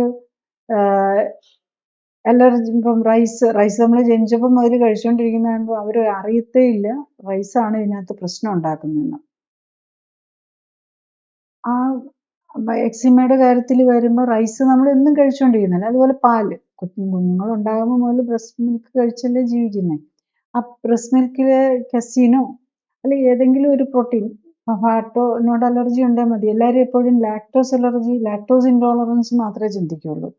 പലപ്പോഴും പല അലർജീസും പ്രോട്ടീൻ ഓറിയന്റഡ് ആയിരിക്കും. അപ്പൊ ആ കുഞ്ഞ് അപ്പൊ തന്നെ മുതലേ ഈ പാല് കുടിച്ചുകൊണ്ടിരിക്കുമ്പോഴല്ലേ ഈ ഇത് വരുന്നത്. അപ്പൊ ഞാൻ എല്ലാവരുടെയും പാലായിരിക്കണമെന്നല്ല പറഞ്ഞത്. പക്ഷെ പാലൊരു മേജർ, പലപ്പോഴും അസുഖമുള്ളവർക്ക് പലർക്കും തന്നെ പാല് സ്ഥിരമായിട്ട് ഉപയോഗിക്കുന്നവർക്ക് പാലിനോടുണ്ടാവാം, അലർജി ഉണ്ടാവാം. അതുപോലെ മൾട്ടിപ്പിൾ ഐറ്റംസ്, ഇത് ഓരോരുത്തർക്കും ഡിഫറെൻ്റ് ആയിരിക്കും. അത് നമ്മൾ ഇന്നിപ്പം ലക്കിലി നമുക്ക് അതൊക്കെ ടെസ്റ്റ് ചെയ്യാനുള്ള ഫെസിലിറ്റീസ് ഉണ്ട് ഒരു പരിധി വരെ. പിന്നെ നമ്മൾ ഈ clinical support life style correction എന്താണെന്ന് കഴിഞ്ഞാൽ ഒന്നും നമ്മൾ ടെസ്റ്റ് ചെയ്തറിയാൻ നോക്കും. അതായത് നമ്മുടെ ബോഡി ഏതിനോടാണ് റിയാക്ട് ചെയ്യുന്നത് എന്നുള്ളതിനെക്കുറിച്ച് നമുക്കൊരു ഐഡിയ കിട്ടും. എല്ലാം ടെസ്റ്റ് ചെയ്യാനിപ്പോൾ ഇല്ല. കാരണം immune system so many vase ആണ് വർക്ക് ചെയ്യുന്നത്. സോ മെനി കെമിക്കൽസ് ഇവർ പ്രൊഡ്യൂസ് ചെയ്യും. അതിൽ ഫ്യൂ ലൈക്ക് IgG അതൊക്കെ നമുക്കിപ്പോൾ മീഡിയേറ്റഡ് കാര്യങ്ങളെ നമുക്ക് ടെസ്റ്റ് ചെയ്യാൻ പറ്റുള്ളൂ. പിന്നെ അല്ലാത്ത കുറേ ഐറ്റംസ് ഉണ്ടാവും. അപ്പോൾ നമ്മൾ ഫുഡ് കൺട്രോൾ ചെയ്തുകൊണ്ട് ഏറ്റവും മിനിമം ഇൻഗ്രീഡിയൻസ് വെച്ച് ഫുഡ് കഴിച്ച് ബേസിക്കലി പിന്നെ ഓരോന്നായിട്ട് ആഡ് ചെയ്ത് അതിലാണ് നമ്മളൊരു 3 months ആണ് ഫുൾ സപ്പോർട്ട് കൊടുക്കുക. അപ്പോൾ ഈ 3 months കൊണ്ട് നമുക്ക് പറ്റിയ ഒരു 10-25 ഐറ്റംസ് കണ്ടുപിടിച്ച് കഴിഞ്ഞ് കഴിഞ്ഞാൽ പിന്നെ ഈസിയായി. അപ്പം അത് പ്ലസ് എന്ത് വേണമെങ്കിലും നമുക്ക് പുതിയതായിട്ട് ആഡ് ചെയ്യാമല്ലോ. അപ്പം 3 മാസം കൊണ്ട് നമ്മൾ സിംറ്റംസ് എല്ലാം ക്ലിയർ ചെയ്ത്, ഇപ്പോൾ സ്കിൻ ഡിവിഷൻസ് ആണെങ്കിൽ ജനറലി എക്സീമയും സോറിയാസും ഒക്കെ യൂഷ്വലി കറക്റ്റായിട്ട് നോക്കുന്നവർ, പറയുന്ന പോലെ ചെയ്യുന്നവർക്ക് ഒരു 3 months കൊണ്ട് എല്ലാം ക്ലിയർ ആയിട്ടുണ്ടാവും ഏകദേശം. അപ്പം അത് കഴിഞ്ഞിട്ട് നമുക്ക് വേറെ എന്തെങ്കിലും എടുത്ത് കഴിച്ചു കഴിഞ്ഞ് കഴിഞ്ഞാൽ അപ്പം തന്നെ അറിയാൻ പറ്റും. ഇപ്പം ചിലരൊക്കെ അലർജി ഉള്ള സാധനങ്ങളും എല്ലാം അങ്ങ് പതുക്കെ കഴിച്ചു തുടങ്ങും. ഒരു ദിവസം കഴിക്കും പ്രോബ്ലം ഉണ്ടാവില്ല, 2 ദിവസം കഴിക്കുമ്പോഴും ചിലപ്പോൾ ഒന്നും വരികയില്ല. പക്ഷെ 10-15 ദിവസം അടുപ്പിച്ച് കഴിച്ച് കഴിയുമ്പോഴേക്കും പതുക്കെ വീണ്ടും സ്കിന്നിൽ വരാൻ തുടങ്ങും. അപ്പോൾ അവിടെ എവിടെയാണെന്ന് കണ്ടുപിടിച്ച് അപ്പോൾ അതിന് നമ്മൾ എന്തൊക്കെയാണ് കഴിക്കുന്നത്, നമ്മൾ കഴിച്ചതെല്ലാം മറന്നു പോകുമല്ലോ. അപ്പോൾ ഒന്നും പിന്നെ അതിനെക്കുറിച്ച് ഇന്നലെ കഴിച്ച എന്തൊക്കെയായിരുന്നു നമുക്ക് ഓർത്തെടുക്കാനൊന്നും അത്ര എളുപ്പമൊന്നും ആവില്ല. ബിക്കോസ് നമ്മൾ അവിടെ നിന്നും ഇവിടെ നിന്നും ഒക്കെ കാണുന്നത് ഓരോന്നെടുത്ത് ഒരു ലഡു അവിടെ നിന്ന് ആരെങ്കിലും കൊണ്ട് തന്നു ഒന്നും ഓർത്തിരിക്കുകയല്ല. അപ്പോൾ നമ്മളതൊക്കെ റെക്കോർഡ് ചെയ്ത്, അപ്പം നമ്മളൊരു സിസ്റ്റമാറ്റിക് വേയിൽ ചെയ്ത് ഒരു സപ്പോർട്ടോട് കൂടി അത് ഗൈഡൻസോട് കൂടി ചെയ്ത് കഴിഞ്ഞ് കഴിഞ്ഞാൽ ഇതിൽ നിന്നൊക്കെ എൻ്റെ എക്സ്പീരിയൻസ് വെച്ച് ധാരാളം psoriasis, eczema, even vitiligo number of patients കുറവാണ്. കാരണം അവർക്ക് അത്ര വലിയ ഡിഫിക്കൽട്ടി ഒന്നും ഇല്ലല്ലോ. അത് കാരണം അവർ ഭയങ്കര മടിയായിരിക്കും. അതേസമയത്ത് സോറിയാസിസും എക്സീമയൊക്കെ ഉള്ളവർ കുറച്ചുകൂടെ സഫറിങ് ആയതുകൊണ്ട് അവർ കുറച്ചും കൂടെ നന്നായിട്ട് മെറ്റിക്കുലസ് ആയിട്ട് നോക്കും. മറ്റത് പലപ്പോഴും ആൾക്കാർക്ക് മടിയായിരിക്കും. അതാണ് ഞാൻ വിറ്റിലിഗോ പേഷ്യൻസിൻ്റെ കാണാറുള്ളത്. കാരണം അവർ ഡിസ്കംഫോർട്ട് ഇല്ല, ഒൺലി എസ്തെറ്റിക് ഇതേ ഉണ്ടാവുള്ളൂ. അതുകൊണ്ടാവണമെന്ന് ഞാൻ അതെൻ്റെ അസംഷനായിട്ട് പറയാം. പക്ഷെ അതിൻ്റെ വിറ്റിലിഗോ പേഷ്യൻസും കറക്റ്റായിട്ട് നോക്കുന്നവരും ഉണ്ട്. അപ്പം ഒക്കെ കറക്റ്റ് ആകുന്നുണ്ടെന്നുള്ളതാണ്. അതിൻ്റെ കൂടെ ഇപ്പം ആർത്രൈറ്റിസ് ഉണ്ടെങ്കിൽ അതും കറക്റ്റ് ആവും. ഈവൻ പല പേഷ്യൻസും കാണാം ഇതിൻ്റെയൊക്കെ കൂടെ ഡയബറ്റീസും ഹൈപ്പർ ടെൻഷനും ഹാർട്ട് ഡിസീസും ഒക്കെ ഉണ്ടാവും. പാരലായിട്ട് ഇതിനെല്ലാം ബെനിഫിറ്റ് കിട്ടും എന്നുള്ളതാണ്. ഈ മുഖത്ത് ഇങ്ങനെ ഈ വാട്സ് എന്നും പറഞ്ഞ് ഇങ്ങനെ ഉണ്ടാവുന്നത്, അത് ഈ ത്വക്ക് രോഗത്തിന്റെ ഒരു സൈഡാണോ? മുഖത്ത് ഇങ്ങനെ വാട്സ് വരുന്നത്, അത് ഇങ്ങനെ കൂടി വരികയും ഒക്കെ ചെയ്യുന്നത്? വാട്സ് ഒന്നൊരു വൈറൽ ഇൻഫെക്ഷൻ ഉണ്ട്. പാപ്പിലോമ വൈറസ് എന്ന് പറയുന്ന വൈറൽ ഇൻഫെക്ഷനെയാണ് നമ്മൾ സാധാരണ മെഡിക്കലി പറയുമ്പോൾ വാട്സ് എന്ന് പറയാറുള്ളത്. മറ്റ് സ്കിൻ ടാക്സ് എന്ന് പറയും. സ്കിൻ ടാക്സ് യൂഷ്വലി ഡയബറ്റീസും ഒക്കെ ആയിട്ട് അതൊരു ഹോർമോണൽ ഇംബാലൻസ് കൊണ്ട്, പ്രത്യേകിച്ച് ഹൈപ്പർ ഇൻസുലിനമ, ഇൻസുലിൻ്റെ അളവ് കൂടുന്നത്. ടൈപ്പ് 2 ഡയബറ്റീസിലെ പല പേഷ്യൻസും ഇൻസുലിൻ്റെ അളവ് കൂടുമായിരിക്കും. അപ്പം അങ്ങനെയുള്ളവർക്ക് മുഖത്തും വരാം, കഴുത്തേലും വരാം, അവിടെ ഇവിടെ എല്ലാം കയറി സ്കിൻ ടാക്സ് വരാം. മറ്റത് രണ്ടും രണ്ടാണ്. മറ്റത് ഒന്ന് വാട്ടെന്ന് പറഞ്ഞു കഴിഞ്ഞാൽ വൈറൽ ഇൻഫെക്ഷൻ. അതിപ്പോൾ കണ്ടാൽ അതൊരു സ്കിൻ സ്പെഷ്യലിസ്റ്റോ അല്ലെങ്കിൽ ഡോക്ടേഴ്സിന് അത് കാണുമ്പോൾ തിരിച്ചറിയാൻ പറ്റും വാട്ടാണോ ഇതാണെന്ന്. വാട്ടാണെങ്കിൽ മിക്കവാറും അതൊരു സെസൈലായിട്ട് ഇങ്ങനെ പതിഞ്ഞിരിക്കുന്ന പോലെ ആയിരിക്കും. മറ്റത് മിക്കവാറും അതിൻ്റെ ഒരു പെഡിക്കിൾ പോലെ അതിൻ്റെ ഒരു തിൻ ഏരിയ കാണും. അത് നമ്മൾ പിടിച്ച് ഇച്ചിരി വലിഞ്ഞു വരുന്നത് പോലെ ആയിരിക്കും. അത് മറ്റേ രണ്ടിനും അതിൻ്റേതായ ഡിഫറെൻ്റ് രീതിയിൽ വേണം. മറ്റത് മെഡിക്കലും അതിനെ ഒന്ന് അലിയിച്ച് അത് ഡിസ്ട്രോയ് ചെയ്ത് കളയാൻ ചില സാലിസിലിക് ആസിഡ് എന്നൊക്കെ പറഞ്ഞ ചില മെഡിസിൻസ് അപ്ലൈ ചെയ്യുക, ലേസർ, അങ്ങനെ പല കാര്യങ്ങളുമുണ്ട്. വാട്ടിന് മറ്റേ സ്കിൻ ടാഗ് മച്ച് മോർ ഈസിയറാണ്. നമ്മൾ ആ ലൈഫ് സ്റ്റൈൽ കറക്റ്റ് ചെയ്ത് ഇൻസുലിൻ ലെവൽ കറക്റ്റ് ചെയ്ത്, പിന്നെ ഈവൻ നമുക്ക് അതിന് ചില മെത്തേഡ്സ് ഉണ്ട് അതിന് ഈസി ആയിട്ട് ഉള്ളതങ്ങനെ പെട്ടെന്നങ്ങ് പോവില്ല, ഉള്ളതിനെ റിമൂവ് ചെയ്യാനുള്ള സിംപ്ലർ മെത്തേഡ്സും ഉണ്ട്. ഈ ഇപ്പം നമ്മൾ ഈ എക്സീമേനെ പറ്റി പറയുമ്പോൾ ചില കേസിൽ ഈ പിള്ളേർക്ക് ഒരു ഏജ് വരെ ഉണ്ടാവുകയും പിന്നീട് അത് മാറും എന്നുള്ള രീതിയിലേക്ക് വരാറുണ്ട്. അത് ശരിക്കും എന്ത് ടൈപ്പ് ഓഫ് അസുഖമാണത്? എക്സിമ യൂഷ്വലി ഒരു കുട്ടികളിലൊക്കെ ചിലരിലൊക്കെ ഒരു ടീനേജ് ഒക്കെ വന്നു കഴിയുമ്പോഴേക്കും ആ ഹോർമോണൽ വേരിയേഷനുമായിട്ട് ബന്ധപ്പെട്ടാവണം. അത് കഴിയുമ്പോൾ അത് മാറാറുണ്ട്. പിന്നെ പക്ഷേ അവർക്ക് പിന്നെ കുറച്ച് നാൾ കഴിയുമ്പം മറ്റുള്ള ഇതിലേക്ക് വരാനുള്ള ചാൻസും കൂടുതലായിരിക്കും. അതായത് കൊച്ചിലെ എക്സിമ ഉണ്ടായിരുന്ന ഒരാൾക്ക് അത് ചിലപ്പോൾ ടീനേജൊക്കെ വന്ന് മാറിക്കഴിഞ്ഞ് കഴിഞ്ഞാലും, ഈവൻ ഈ ആസ്മ ഉള്ളവർക്ക് ചിലർക്ക് ഡീസെൻസിറ്റൈസേഷൻ ട്രീറ്റ്മെൻറ്റ് എഴുതി കഴിയുമ്പോൾ ആസ്മയും തുമ്മലും ഒക്കെ മാറും. പക്ഷേ അന്നേരം മാറിക്കഴിഞ്ഞ് കഴിഞ്ഞാലും കുറച്ച് നാൾ കഴിഞ്ഞത് വേറൊരു രീതിയിലുള്ള ഓട്ടോഇമ്യൂൺ ഡിസീസായിട്ട് പ്രസൻറ്റ് ചെയ്യാം. പ്രത്യേകിച്ചും ഇപ്പം എക്സിമ ഉള്ള ആൾക്ക് പിന്നെ ഫ്യൂച്ചറിൽ ആസ്മ വരാനുള്ള ചാൻസും, അല്ലെ എക്സിമ തന്നെ പിന്നെ കുറച്ചുകൂടെ ഏജ് കൂടിക്കഴിഞ്ഞ് കഴിയുമ്പോഴേക്കും വരാനുള്ള, അത് ബേസിക്കലി വേറൊന്നും കൊണ്ടല്ല, ആ ടോക്സിൻസ് അക്യുമുലേറ്റ് ചെയ്യുന്നത് കൊണ്ടാണ്. പിന്നെ പ്രായമാകുമ്പോഴേക്കും ആ ടീനേജിൽ വരുന്ന ഹോർമോൺസ് ഒക്കെ വ്യത്യാസം വരില്ല. യങ്ങർ ഏജിൽ വരുന്ന ഹോർമോൺസും കുറച്ച് കുറഞ്ഞുകൊണ്ടിരിക്കുമല്ലോ. അതൊക്കെ തമ്മിലുള്ള ഒരു ഇൻ്റർപ്ലേ ആണ് അതിനകത്ത് വരുന്നത്. അപ്പം അതുപോലെ ചിലപ്പോൾ അത് കഴിഞ്ഞിട്ട് വരുമ്പോൾ ചിലപ്പോൾ എക്സിമ ആയിരിക്കില്ല, ആർത്രൈറ്റിസ് ആയിട്ടായിരിക്കും വരുന്നത്. സോ അത് ശ്രദ്ധിച്ചാൽ മതി. അങ്ങനത്തെ കാര്യങ്ങൾ അത് അവർ മനസ്സിൽ വെച്ചാൽ മതി. അപ്പം ഈ ഇങ്ങനത്തെ പിന്നെ വരികയാണെങ്കിൽ അതിൻ്റെ അർത്ഥം വീണ്ടും ഇമ്മ്യൂൺ സിസ്റ്റം തെറ്റി. ഇതൊക്കെ ഓട്ടോഇമ്യൂൺ ഡിസീസ് ആണല്ലോ. ആദ്യം സ്കിന്നിൽ തന്നെയായിരുന്നു അറ്റാക്ക് ചെയ്യുന്നത്, പിന്നെ അത് ജോയിൻറ്റിനെ ആയിട്ട് അറ്റാക്ക് ചെയ്യുന്നു, ഓർ അലർജിക്കായിട്ട് ഒരു ആസ്മ പോലെയുള്ള പ്രോബ്ലം വരാം, ഓർ ഈവൻ ഇൻഡസ്ട്രിഷ്യൽ ഫൈബ്രോസ് പോലെ ലങ് ഡിസീസിലേക്ക് മാറാം, ഓർ ഹെപ്പറ്റൈറ്റിസ് പോലെയുള്ള ഓട്ടോഇമ്യൂൺ ഹെപ്പറ്റൈറ്റിസ് പോലെയുള്ള ഇതിലേക്ക് മാറാം, ഇവർ കിഡ്നിയെ അഫക്റ്റ് ചെയ്യാം. അപ്പോൾ ഇങ്ങനെയുള്ള ആസ്മയോ അലർജിയോ അല്ലെങ്കിൽ ഇങ്ങനത്തെ എക്സിമയോ ഒക്കെ പോലെയുള്ള രോഗമുള്ളവർ ഡെഫിനറ്റ്ലി കിഡ്നി ഫംഗ്ഷനും നോക്കി വയ്ക്കണം. കിഡ്നി ഫംഗ്ഷനും ലിവർ ഫംഗ്ഷനും. ഈ ലിവറിൽ ഫാറ്റി ലിവർ, LFT കൂടുന്നു, SGOT കൂടുക, അല്ലെങ്കിൽ കിഡ്നിയിൽ GFR നോക്കുക, GFR കുറഞ്ഞു പോകുന്നു, അല്ലെങ്കിൽ യൂറിനിൽ കൂടെ പ്രോട്ടീൻ പോകുന്നു. അതൊക്കെ തുടക്കത്തിലേ കണ്ടെത്തിയാൽ നമുക്ക് അത് പ്രോഗ്രസ് ചെയ്യാതെ ഇരിക്കാം. തുടക്കത്തിൽ ലക്ഷണങ്ങളൊന്നും കാണുകയില്ല. അപ്പോൾ അവിടെ വെച്ച് നമ്മൾ കറക്റ്റ് ചെയ്യാൻ നോക്കിയാൽ നമ്മൾ ജീവിതശൈലി കറക്റ്റ് ചെയ്യുന്നതുകൊണ്ട് നമുക്ക് കറക്റ്റ് ചെയ്തുകൊണ്ട് പോകാൻ പറ്റും. അതേ സമയത്ത് അന്നേരം നമ്മളിരുന്നില്ല. അപ്പോൾ എനിക്ക് വിഷമമൊന്നുമില്ലല്ലോ. അതങ്ങ് ഇഗ്നോർ ചെയ്ത് പിന്നെ എൻഡ് സ്റ്റേജ് എത്തി GFR ഒക്കെ 15 താഴെ വന്ന് കിഡ്നി ഓൾമോസ്റ്റ് പോയി കഴിഞ്ഞാൽ അതിന് റിപ്പയർ ചെയ്യാൻ പറ്റില്ല എന്നുള്ള നിലവിൽ. ഇപ്പം നമുക്കൊരു വണ്ടിയാണെങ്കിൽ അറിയാമല്ലോ, വണ്ടി നമ്മൾ കറക്റ്റായിട്ട് മെയിൻറ്റെയിൻ ചെയ്ത് വെച്ചുകൊണ്ടിരുന്നു കഴിഞ്ഞാൽ അത് എത്ര വർഷം വേണമെങ്കിൽ പൊയ്ക്കോളും. പക്ഷെ അതുപോലെ നമ്മളതിനെ നന്നാക്കാതെ ഒരു എഞ്ചിൻ നന്നാക്കാതെ വെച്ചിരുന്നു കഴിഞ്ഞ് കഴിഞ്ഞാൽ പിന്നെ അതിനെ കളയാനേ പറ്റുള്ളൂ, പുതിയ വേറെ എഞ്ചിൻ മേടിച്ച് വയ്ക്കാനേ പറ്റുള്ളൂ. പക്ഷെ നമുക്ക് ബോഡിയിൽ പല എഞ്ചിനുകളും ഉണ്ട്. അതങ്ങനെ നമ്മുടെ ബോഡിയിലെ എഞ്ചിനുകൾ നമുക്ക് മാറ്റി, ഇപ്പം കിഡ്നി നമുക്ക് മാറ്റി വയ്ക്കുമ്പോൾ അതിൻ്റെതായ അത് റിജക്റ്റ് ചെയ്യും. ഇപ്പം വണ്ടിയിലെ കാറിലെ എഞ്ചിൻ കാർ റിജക്റ്റ് ചെയ്യുന്നില്ല. പക്ഷെ നമ്മുടെ ബോഡിയിലെ ഇപ്പം കിഡ്നി മാറ്റി വയ്ക്കണമെന്ന് പറഞ്ഞു കഴിഞ്ഞാൽ അത് നമ്മുടെ ഇമ്മ്യൂൺ സിസ്റ്റം അതിനെ അറ്റാക്ക് ചെയ്യും. അപ്പം നമ്മൾ ഹെവി ഡോസ് ഓഫ് ഇതൊക്കെ എടുക്കേണ്ടി വരും. പിന്നെ അതൊന്നും അത്ര സിമ്പിൾ കാര്യങ്ങളല്ലല്ലോ. അപ്പോൾ നമ്മൾ ഉള്ളതിനെ നമ്മൾ പ്രൊട്ടക്റ്റ് ചെയ്യുക. നമ്മുടെ ഓരോ ഓർഗനും വെരി ഇമ്പോർട്ടൻ്റ് ആണ്. അതിനെ പ്രൊട്ടക്റ്റ് ചെയ്യാൻ അത് നമ്മളുടെ നമ്മളുടെ ജെനറ്റിക്സ് അനുസരിച്ച് നമ്മൾ ജീവിതശൈലി കൊണ്ടുപോകാൻ നോക്കണം. എല്ലാവരുടെയും മറ്റേ ആൾക്ക് അത് പറ്റുന്നുണ്ടല്ലോ ഇത് പറ്റുന്നുണ്ടോ എന്നൊന്നും നോക്കിയിട്ട് കാര്യമില്ല. നമ്മളുടെ ജെനറ്റിക് ഓരോരുത്തരും ഓരോ വ്യക്തിയും വ്യത്യസ്തമായിരിക്കും. അറിയാലോ, സ്വഭാവം മുതൽ സൗണ്ട് മുതൽ എല്ലാത്തിലും വ്യത്യാസങ്ങളുണ്ടാവും. പക്ഷെ അതേ സമയത്ത് ഇപ്പോൾ ഒരേ ഫാമിലിയിലെ ആൾക്കാർ തമ്മിലും വ്യത്യാസം ഉണ്ടാകും. ഇപ്പോൾ ശ്രദ്ധിച്ചു കഴിഞ്ഞാൽ മതി, ഓട്ടോ ഇമ്മ്യൂൺ ഡിസീസ് ഒരാൾക്ക് ഒരേ ഫാമിലിയിൽ തന്നെ ഇപ്പം 4 സിസ്റ്റേഴ്സ് ഉണ്ടെങ്കിൽ അതിൽ ഒരാൾക്ക് ആർത്രൈറ്റിസ് ഉണ്ടാവും, ഒരാൾക്ക് ആർത്രൈറ്റിസ് വേറൊരാൾക്ക് വരുമ്പോൾ ഓട്ടോഇമ്മ്യൂൺ ഡിസീസ് തന്നെ സോറിയാസിസ് ആയിരിക്കും വരുന്നത്. വേറൊരാൾക്ക് വരുന്ന ആങ്കിലോസിങ് സ്പോണ്ടൈലോസിസ്, സ്പൈനിനെ നട്ടെല്ലിനെ അഫക്റ്റ് ചെയ്യുന്ന ഓട്ടോഇമ്മ്യൂൺ ഡിസീസ് ആയിരിക്കും. അങ്ങനെ ഡിഫറെൻറ്റ് രീതിയിൽ വേറൊരാൾക്ക് വേണമെങ്കിൽ വെള്ളപ്പാണ്ടായിട്ടായിരിക്കും വരുന്നത്.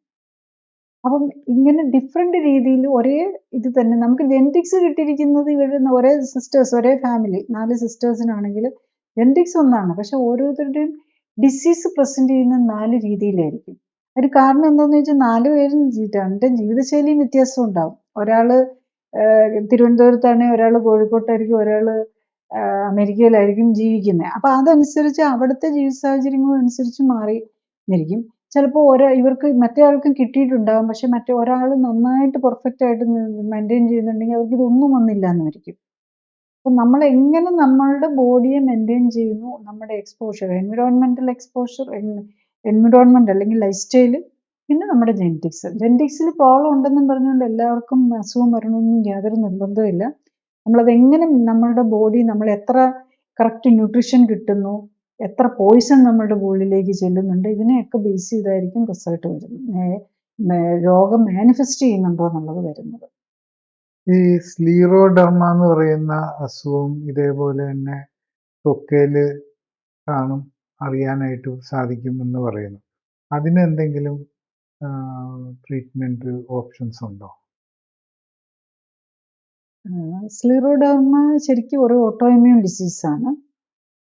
അത് വേറൊരു രീതിയിലാണ്. അപ്പം സോറിയാസിസ് ആണെങ്കിൽ പൊളിഞ്ഞു വരിക, മറ്റേതാണെങ്കിൽ അത് വേറൊരു ഇതിലാണ് എന്താ ചെയ്യുന്നത്, സ്കിൻ ഹാർഡർ ആവുകയാണ് ചെയ്യുന്നത്.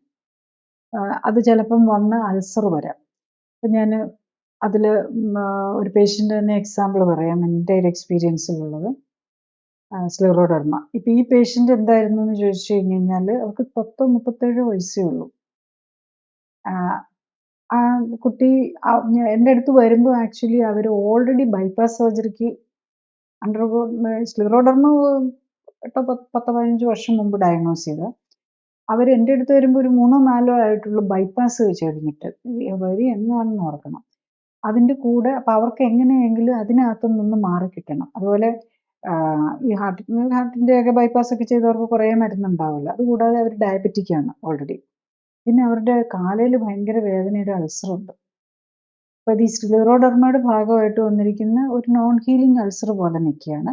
പിന്നെ അതിൻ്റെതായിട്ടുള്ള കുറേ കളർ ഡിഫറൻസും ഇതെല്ലാം ഉണ്ട്. ഇവന് ഒരു ചുണ്ട് പോലും തിന്നായിപ്പോയി. അതായത് ഈ സ്ക്ലിറോഡെർമ എന്ന് പറയുമ്പോൾ അതിനകത്ത് ഈ കൊളാജൻ വാസ്കുലർ ഡിസീസിലാണ് ഇത് വരുന്നത്. അപ്പം നമ്മളുടെ ബോഡിയിലുള്ള കൊളാജൻ ഒരു പ്രത്യേകതരം പ്രോട്ടീൻ, അതാണ് നമ്മുടെ മസിൽ, ടെൻഡൻസ്, ഇതിലെല്ലാത്തിലും ഉണ്ടാവും. അപ്പം ഇവർ ആക്ച്വലി ഒരു 2 years ആയിട്ട് ട്രീറ്റ്മെൻറ്റിലുണ്ട്. ലാസ്റ്റ് 1 year ആയിട്ട് ഒരു റിവ്യൂ ഒന്നിച്ച് 2 years കുറച്ച് നാളായി അവർ ഈ ട്രീറ്റ്മെൻറ്റിലായിട്ട്. പക്ഷേ 1 year ആയിട്ട് വന്നില്ല. ഇന്ന് അവർ വരികയും കൂടി ചെയ്തതുകൊണ്ട് ഞാനിപ്പോൾ ഇത് ഓർക്കാൻ കാരണം. അപ്പം ഇപ്പം ഈ ഈ ഈ ഈ may be more than 2 years ഈ പേഷ്യൻ്റ് ട്രീറ്റ്മെൻറ്റ് എടുക്കാൻ തുടങ്ങിയിട്ട്. അത് ഈ clinically supported life style correction ചെയ്ത് അവർ ഇപ്പോൾ വരുമ്പോഴും അവരുടെ എല്ലാ പ്രോബ്ലംസും മാറിയിട്ടുണ്ട്. അതായത് ഹാർട്ടിന് വേണ്ടിയിട്ട് മരുന്നൊന്നും എടുക്കുന്നില്ല, ഒരു പ്രോബ്ലം ഇല്ല, ഡയബറ്റീസ് HbA1c നോർമലാണ്. പക്ഷെ ഇപ്പോൾ ഈ 1 year കഴിഞ്ഞ് വെച്ചിട്ട് പിന്നെ ഇപ്പോൾ വരാൻ കാരണം എന്താണെന്ന് വെച്ചാൽ എന്തിനോ പോയി ഇതിന് ചെന്നപ്പോൾ അവരുടെ ഹോസ്പിറ്റലിൽ ചെന്നപ്പം അവരുടെ LFTയിൽ SGOT SGPT കൂടി. അപ്പം ഇപ്പോൾ വന്നപ്പോഴേക്കും അവർ ഒത്തിരി ഓവർ വെയിറ്റ് ആയിരുന്നു, അതെല്ലാം കുറച്ചതായിരുന്നു. അപ്പം ഇപ്പം ഒരു ഫോളോ അപ്പും ഇല്ലാതെ ഇരുന്നിട്ട് വീണ്ടും തിരിച്ച് വെയിറ്റ് ഒക്കെ കൂടി. പക്ഷെ വെയിറ്റ് കൂടിയാലും അവരുടെ വേറെ പ്രോബ്ലം ഒന്നും ഇല്ല. ഇപ്പോൾ ഇതിൽ കണ്ടതനുസരിച്ച് അവർ കൊണ്ടുവന്ന റിപ്പോർട്ട് നമ്മൾ ഇനിയിപ്പോൾ ഡീറ്റെയിൽ ആയിട്ട് അവരുടെ ഇനിയിപ്പോൾ 1 year കഴിഞ്ഞല്ല, അപ്പം വീണ്ടും ഡീറ്റെയിൽ ചെക്കപ്പ് ചെയ്യണം. പക്ഷെ അവർ കംഫർട്ടബിൾ ആണ്. പക്ഷെ ഇപ്പോൾ അവർക്ക് ജോയിൻറ്റ് പെയിനും വന്നു, മുട്ടുവേദനയും അതൊക്കെ വന്നിട്ടുണ്ട്. പക്ഷെ സ്കിന്നിൽ ആ നോൺ ഹീലിംഗ് അൾസർ ഒന്നും പിന്നെ വന്നിട്ടേ ഇല്ല. അത് കുറച്ച് നാളുകൊണ്ടാണ് ഹീൽ ചെയ്തത്. പക്ഷെ അതിലൊന്നും കുഴപ്പമില്ല. ഹാർട്ടിന് പ്രോബ്ലം ഇല്ല, ഡയബറ്റീസ് മാറി, ഒരു മരുന്നും ഇല്ലാതെ മാനേജ് ചെയ്യുന്നുണ്ട്. പക്ഷെ എന്നാലും അവർ വെയിറ്റ്, അതിൻ്റെ ഇടയിൽ കുറച്ച് നമ്മൾ ന്യൂട്രീഷൻ സപ്പോർട്ടൊക്കെ എടുക്കുന്നുണ്ടായിരുന്നു, അവർ റെഗുലർലി എടുക്കുന്നുണ്ടായിരുന്നു. പക്ഷെ വെയിറ്റ് ഗെയിൻ വീണ്ടും പഴയ നിലയിലേക്ക് പോയി. അപ്പം ഇനിയും തിരിച്ചത് വെയിറ്റ് ഗെയിൻ കൂടിയത് നമ്മൾ കുറച്ചുകൊണ്ട് പോയേ പറ്റുള്ളൂ. കാരണം ഇത് സ്ക്ലിറോഡെർമ പോലെയുള്ള ഒരു ഓട്ടോഇമ്യൂൺ ഡിസീസും കൂടെ ആണെന്ന് ഓർക്കണം. അപ്പോൾ അത് സ്ക്ലിറോഡെർമ കാലിനെ ഒരിടത്ത് മാത്രമല്ല, ഹോൾ ഏത് സിസ്റ്റത്തെയും ബാധിക്കാം. ഈവൻ ലങ്സിനെ ബാധിക്കാം, കണ്ണിനെ ബാധിക്കാം, എനി ഓർഗൻ, സ്കിന്നിനെ മാത്രമല്ല അത് ബാധിക്കുന്നത്. അപ്പം അതാണ് ഞാൻ പറഞ്ഞത്, ചുണ്ട് പോലുമൊക്കെ തിന്നായി പോവും. അതതിൻ്റെ ആ കൊളാജൻ പോകുന്നതുകൊണ്ട് വരുന്ന ഒരു പ്രോബ്ലമാണ്.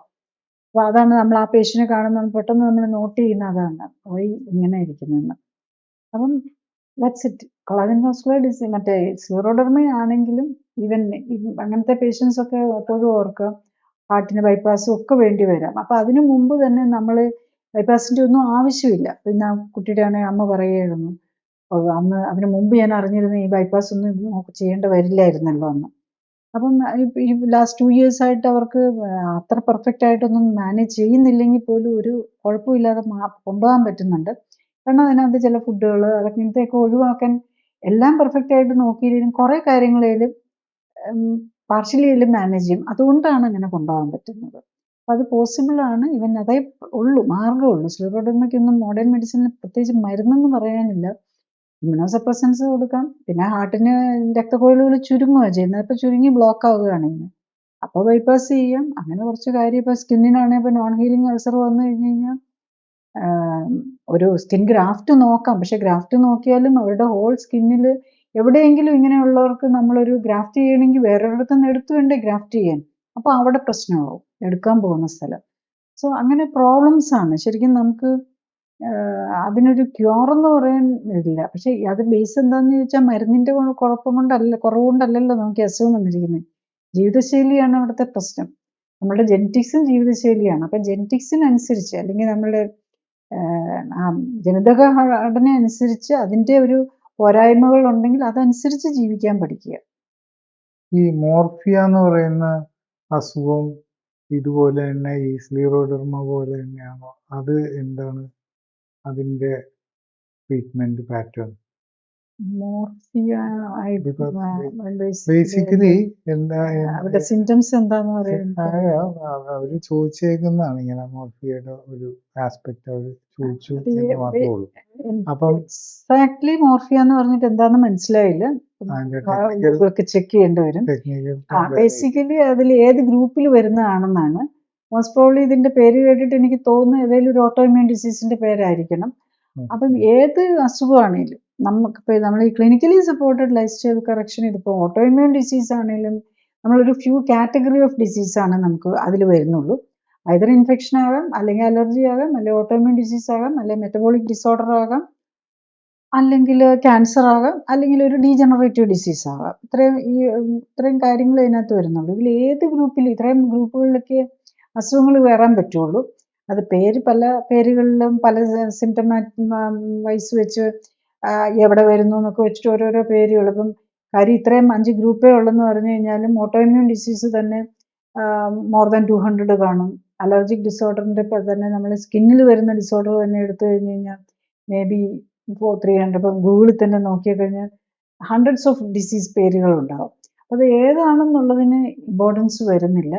നമ്മളുടെ ബോഡിയുടെ പ്രത്യേകതകൾ മനസ്സിലാക്കി നമ്മുടെ ജീവിതശൈലി ക്രമീകരിക്കുക എന്നുള്ളതാണ് ഈ ലൈഫ് സ്റ്റൈൽ മോഡുലേഷനിൽ വരുന്നത്. അപ്പോൾ അത് എന്തിലാണെങ്കിലും നമുക്ക് റിസൾട്ട് കിട്ടാം. ഓൺലി നമ്മൾ ചലഞ്ച് ഏറ്റെടുക്കാൻ എത്ര വില്ലിങ് ആണ്, how much you are willing to correct yourself, അതാണ് ഇതിനകത്ത് വരുന്നത്. പിന്നെ ഈ മുഖത്ത് ഇങ്ങനെ കറുത്ത പാടുകൾ വരുന്നത്, അത് ശരിക്കും അതൊരു സ്കിന്നിന്റെ ഒരു പ്രോബ്ലം ആണോ? മുഖത്ത് കറുത്ത് വരുന്ന നമുക്ക് എല്ലാവർക്കും ഒത്തിരി പേർക്കും കാണാറുള്ള, മിക്കവാറും ഒരു 10-40 വയസ്സ് കഴിഞ്ഞ് പ്രത്യേകിച്ച് ഡയബറ്റീസ് ആയിട്ടോ ഒക്കെ ഉള്ളവർക്ക് കാണാറുള്ള, ഈവൻ കൊച്ചു പിള്ളേർക്ക് മുഖത്തും കഴുത്തേലും ഒക്കെ കറുപ്പ് നിറം കാണുന്നത് ഇപ്പോൾ വെരി കോമൺ ആണ്. അതിൽ ഒന്ന് എക്കാൻഡോസിസ് നൈഗ്രിഗൻസ്, അതായത് നമ്മൾ ഇൻസുലിൻ്റെ അളവ് കൂടുന്നുണ്ട്, പ്രീ ഡയബറ്റീസ് ഒന്നതാണ്. പിന്നെ നമുക്കത് വരാവുന്നത് കിഡ്നി അല്ലെങ്കിൽ ലിവറിനെ രോഗങ്ങൾ ബാധിച്ചിട്ടുണ്ടോ എന്നുള്ള, അങ്ങനെ ഇത് വന്നിട്ടുണ്ടെങ്കിൽ അവരൊന്ന് ഡയബറ്റീസ് ആവണമെന്ന് നിർബന്ധമില്ല, അവർ ഇൻസുലിൻ ലെവൽ നോക്കണം. പ്രീ ഡയബറ്റിക് ആണോ എന്നുള്ളത് അറിയണം. പ്രീ ഡയബറ്റിക് ആണോ എന്ന് അറിയാൻ ഒന്ന് HbA1c നോക്കണം. HbA1cക്ക് മുമ്പ് ഇൻസുലിൻ ലെവൽ കൂടും, അത് ഒരു കാര്യം. പിന്നെ ഉള്ളത് ലിവർ ഫംഗ്ഷനും കിഡ്നി ഫംഗ്ഷനും നോക്കുക. അപ്പോൾ ഇതിലൊക്കെ എന്തെങ്കിലും പ്രോബ്ലം ഉണ്ടാവും. അത് വെറുതെ ആരുടെയും മുഖത്ത് കറുപ്പ് വരികയല്ല. എല്ലാവരും പറയും, പലപ്പോഴും പേഷ്യൻസ് പറയാറുണ്ട്, എന്തെങ്കിലും നമ്മളിങ്ങനെ കാണിക്കുമ്പോൾ, ഇല്ല ഞാൻ എല്ലാം ചെക്ക് ചെയ്ത് എനിക്കൊരു കുഴപ്പമില്ല. പക്ഷേ നമ്മൾ ചെക്ക് ചെയ്യുന്നതിനകത്ത് തന്നെ ഇപ്പം പല ഒരു പേഷ്യൻറ്റും പറയും കിഡ്നി ക്രിയാറ്റിനൊക്കെ കൂടി 1.7 ഒക്കെ എത്തി, എന്നാലും ഡോക്ടർ പറഞ്ഞു കുഴപ്പമില്ല എന്ന് പറഞ്ഞു. ഒരു പേഷ്യൻ്റ്, ഞാനൊരു പേഷ്യൻ്റെ എക്സാമ്പിൾ പറയാം, 1.7 ആണ് ആയിരുന്നു. ഇപ്പം ടോട്ടൽ റീനൽ ഫെയിലിയറിലെത്തി. അതായത് ക്രിയാറ്റിനൊക്കെ GFR <15, 9.5, 10 ഒക്കെയാണ് കിഡ്നി ഫംഗ്ഷൻ. പക്ഷെ 3 വർഷം മുമ്പ് 1.7 ഉണ്ടായിരുന്നുള്ളൂ. 2 വർഷം മുമ്പ് 1.7 ഉണ്ടായിരുന്നുള്ളൂ. അപ്പം ഒന്നും ചെയ്യേണ്ട, കുഴപ്പമില്ല എന്ന് പറഞ്ഞു. അപ്പം അദ്ദേഹത്തിൻ്റെ പ്രോബ്ലം എന്താണെന്ന് വെച്ചാൽ ഒരു കിഡ്നിയുടെ ഒരു ഇതാണ്, പോളിസിസ്റ്റിക് കിഡ്നിയാണ്. പോളിസിസ്റ്റിക് കിഡ്നിയും ഒബേസിറ്റിയും ഉണ്ടായിരുന്നു. അപ്പോൾ ആ ഒബേസിറ്റിയും കൂടെ വന്ന് പോളിസിസ്റ്റിക് കിഡ്നിയും ഒബേസിറ്റിയും കൂടെ നിന്ന്, പോളിസിസ്റ്റിക് കിഡ്നിയൊക്കെ ഉള്ളവർ ഒരു കാരണവശാലും ഒബേസിറ്റി വരാൻ പാടില്ല. ഈ ജങ്ക് ഫുഡും കളറും പ്രിസർവേറ്റീവ്സും ഫുഡൊക്കെ കഴിക്കാൻ പാടില്ല. ഇങ്ങനെയൊക്കെ നോക്കി അത് ഹെറിഡിറ്ററി ഡിസോർഡറാണ്, ജനറ്റിക്കലി പ്രിഡിസ്പോസ്ഡ് ആണ്. അത് എക്സ് ലിങ്ക്ഡോ വൈ ക്രോമസോം ലിങ്ക്ഡോ സംതിങ്, വൈ ഡോമിനൻ്റോ സംതിങ് ആണത്. വട്ടെവർ അതിൻ്റെ ജനറ്റിക്സ് ഇതിൻ്റെ അടുത്ത് നോക്കിയാലേ അതിൻ്റെ കൃത്യം ഏത് രീതിയിലുള്ളതാണെന്ന് പറയാൻ പറ്റുക. പക്ഷേ വട്ടെവർ അതൊരു ജനറ്റിക് പ്രിഡിസ്പോസ്ഡ് ആണ്. അങ്ങനെ ഉള്ളവർ നമ്മൾ ലൈഫ് സ്റ്റൈൽ കറക്റ്റ് ചെയ്താൽ അവർ അസുഖത്തിലേക്ക് പോകാതിരിക്കും. ഈവൻ അറ്റ് 1.5 ക്രിയാറ്റിനുള്ള സമയത്ത് തന്നെ നമ്മൾ ലൈഫ് സ്റ്റൈൽ കറക്റ്റ് ചെയ്യാൻ നോക്കിയിട്ടുണ്ടെങ്കിൽ അപ്പം തന്നെ നമുക്ക് റിവേഴ്സ് ചെയ്യാം. പക്ഷെ കിഡ്നി ഓൾറെഡി ഒത്തിരി ഫെയിൽ ചെയ്ത് കഴിഞ്ഞിട്ട് ഈ ക്രിയാറ്റിനൊക്കെ 10 വന്നു കഴിഞ്ഞാൽ പിന്നെ നമുക്ക് റിപ്പയറിൻ്റെ പോസിബിലിറ്റി നമുക്ക് കുറയാണ് ചെയ്യുന്നത്. റിപ്പയർ ഇപ്പോൾ ഓൾറെഡി പ്രോഗ്രസ് ചെയ്ത് പോയല്ലോ, അപ്പോൾ അത് തിരിച്ച് കൊണ്ടുവരാനുള്ള സാധ്യത കൂടുന്നതനുസരിച്ചും ഇത് ചെയ്യും. പറയാൻ കാരണം എന്താണെന്ന് ചോദിച്ചു കഴിഞ്ഞാൽ, ഞാൻ ഈ ഇതും പറയാനുള്ളത് കാരണം, ഈ സ്കിൻ ഡിസീസ് എപ്പോഴും സ്കിന്ന് ഒരു എക്സ്ക്രീറ്ററി ഓർഗനാണ്. അപ്പം നമ്മളുടെ സ്കിന്നിൽ എന്തെങ്കിലും പ്രോബ്ലം വന്നിട്ടുണ്ടെങ്കിൽ മറ്റ് എക്സ്ക്രീറ്ററി അല്ലെങ്കിൽ വേസ്റ്റ് കളയാനുള്ള ഓർഗൻ, നമ്മളെ വേസ്റ്റ് ഡിസ്പോസലിന് സഹായിക്കുന്ന ഓർഗൻസ് കിഡ്നിയും ലിവറുമാണ്. ഈ കിഡ്നിക്കും ലിവറിനെയും പ്രോബ്ലം ഉണ്ടോ എന്ന് ഇമ്മീഡിയറ്റ്ലി നോക്കുക. അപ്പോൾ ഉണ്ടെങ്കിൽ കിഡ്നിയും ലിവറിനെയും കൂടെ പ്രൊട്ടക്റ്റ് ചെയ്യേണ്ട ആവശ്യമുണ്ട്. സ്കിന്നിന് എപ്പോൾ എന്ത് വന്നാലും, ഇൻഫെക്ഷൻ അല്ലാത്ത എന്ത് കാര്യമാണെങ്കിലും ഡെഫിനറ്റ്ലി കിഡ്നിക്കുണ്ടോ പ്രശ്നമുണ്ടോ, ലിവറിനുണ്ടോ പ്രശ്നമുണ്ടോ എന്ന് നോക്കുക. കാരണം നമുക്ക് സ്കിന്നിനേക്കാളും waste removal, skin is very important definitely. സ്കിന്നിൽ വരുന്ന ജസ്റ്റ് ഒരു കളർ ഡിഫറൻസേ ഉണ്ടാവുള്ളൂ, അതിന് എസ്തറ്റിക് സിഗ്നിഫിക്കൻസ് മാത്രമായിട്ടായിരിക്കും കാണുന്നത്. പക്ഷെ നമ്മൾ മനസ്സിലാക്കേണ്ടത് എന്താണെന്ന് വെച്ചാൽ, നമ്മളുടെ ബോഡി നമുക്ക് കാണിച്ചു തരികയാണ്, ദർ ഈസ് എ പ്രോബ്ലം. നമ്മൾ കണ്ണാടി കാണുമ്പോൾ അല്ലെങ്കിൽ അത് നമ്മളുടെ ബോഡിയുടെ ഉള്ളിലെ പ്രോബ്ലത്തിന് നമുക്ക് കാണിച്ചു തരികയാണ്. ഇമ്മ്യൂൺ സിസ്റ്റം നമ്മളെ കാണിച്ചു തരികയാണ്, ദർ ഈസ് എ പ്രോബ്ലം. അതിന് ഈ രീതിയിലൊക്കെ പറയാൻ പറ്റുള്ളൂ. അല്ലെങ്കിൽ വേദനയായിട്ടായിരിക്കും. വേദന വരുമ്പോൾ നമ്മൾ എന്താ ചെയ്യുക, ജസ്റ്റ് ഒരു മരുന്ന് കഴിച്ചിട്ട് ചൊറിച്ചിൽ വന്നു കഴിഞ്ഞ് കഴിഞ്ഞാൽ, അല്ലെ അലർജി വരുമ്പോൾ നമ്മൾ ആൻറ്റി അലർജിക്ക് എടുത്ത് അതിനെ അങ്ങ് സപ്രസ് ചെയ്യുകയാണ് ചെയ്യുന്നത്. പക്ഷെ അങ്ങനെ ശരിയാണ്, സിംറ്റമാറ്റിക് റിലീഫ് കിട്ടാതെ നമുക്ക് വേദന മാറാതെയും ചൊറിച്ചിൽ മാറാതെയും പറ്റില്ല. അത് എടുക്കാം, പക്ഷെ അത് 1 ദിവസമോ 2 ദിവസമൊക്കെ എടുക്കുന്നതിന് കുഴപ്പമില്ല. പക്ഷെ കണ്ടിന്യൂസ് ആയിട്ട് എടുക്കേണ്ടി വരുന്നുണ്ടെങ്കിൽ അതിൻ്റെ അർത്ഥം നമ്മളുടെ ജീവിതശൈലിയിൽ എന്തോ പ്രോബ്ലം കിടപ്പുണ്ട്. അത് നമ്മളുടെ എൻ്റെ വീട്ടിൽ ഒരാൾക്ക് എനിക്ക് ചൊറിച്ചിൽ വന്നാൽ എൻ്റെ ബ്രദറിനോ സിസ്റ്ററിനോ വരണമെന്ന് നിർബന്ധമില്ലല്ലോ.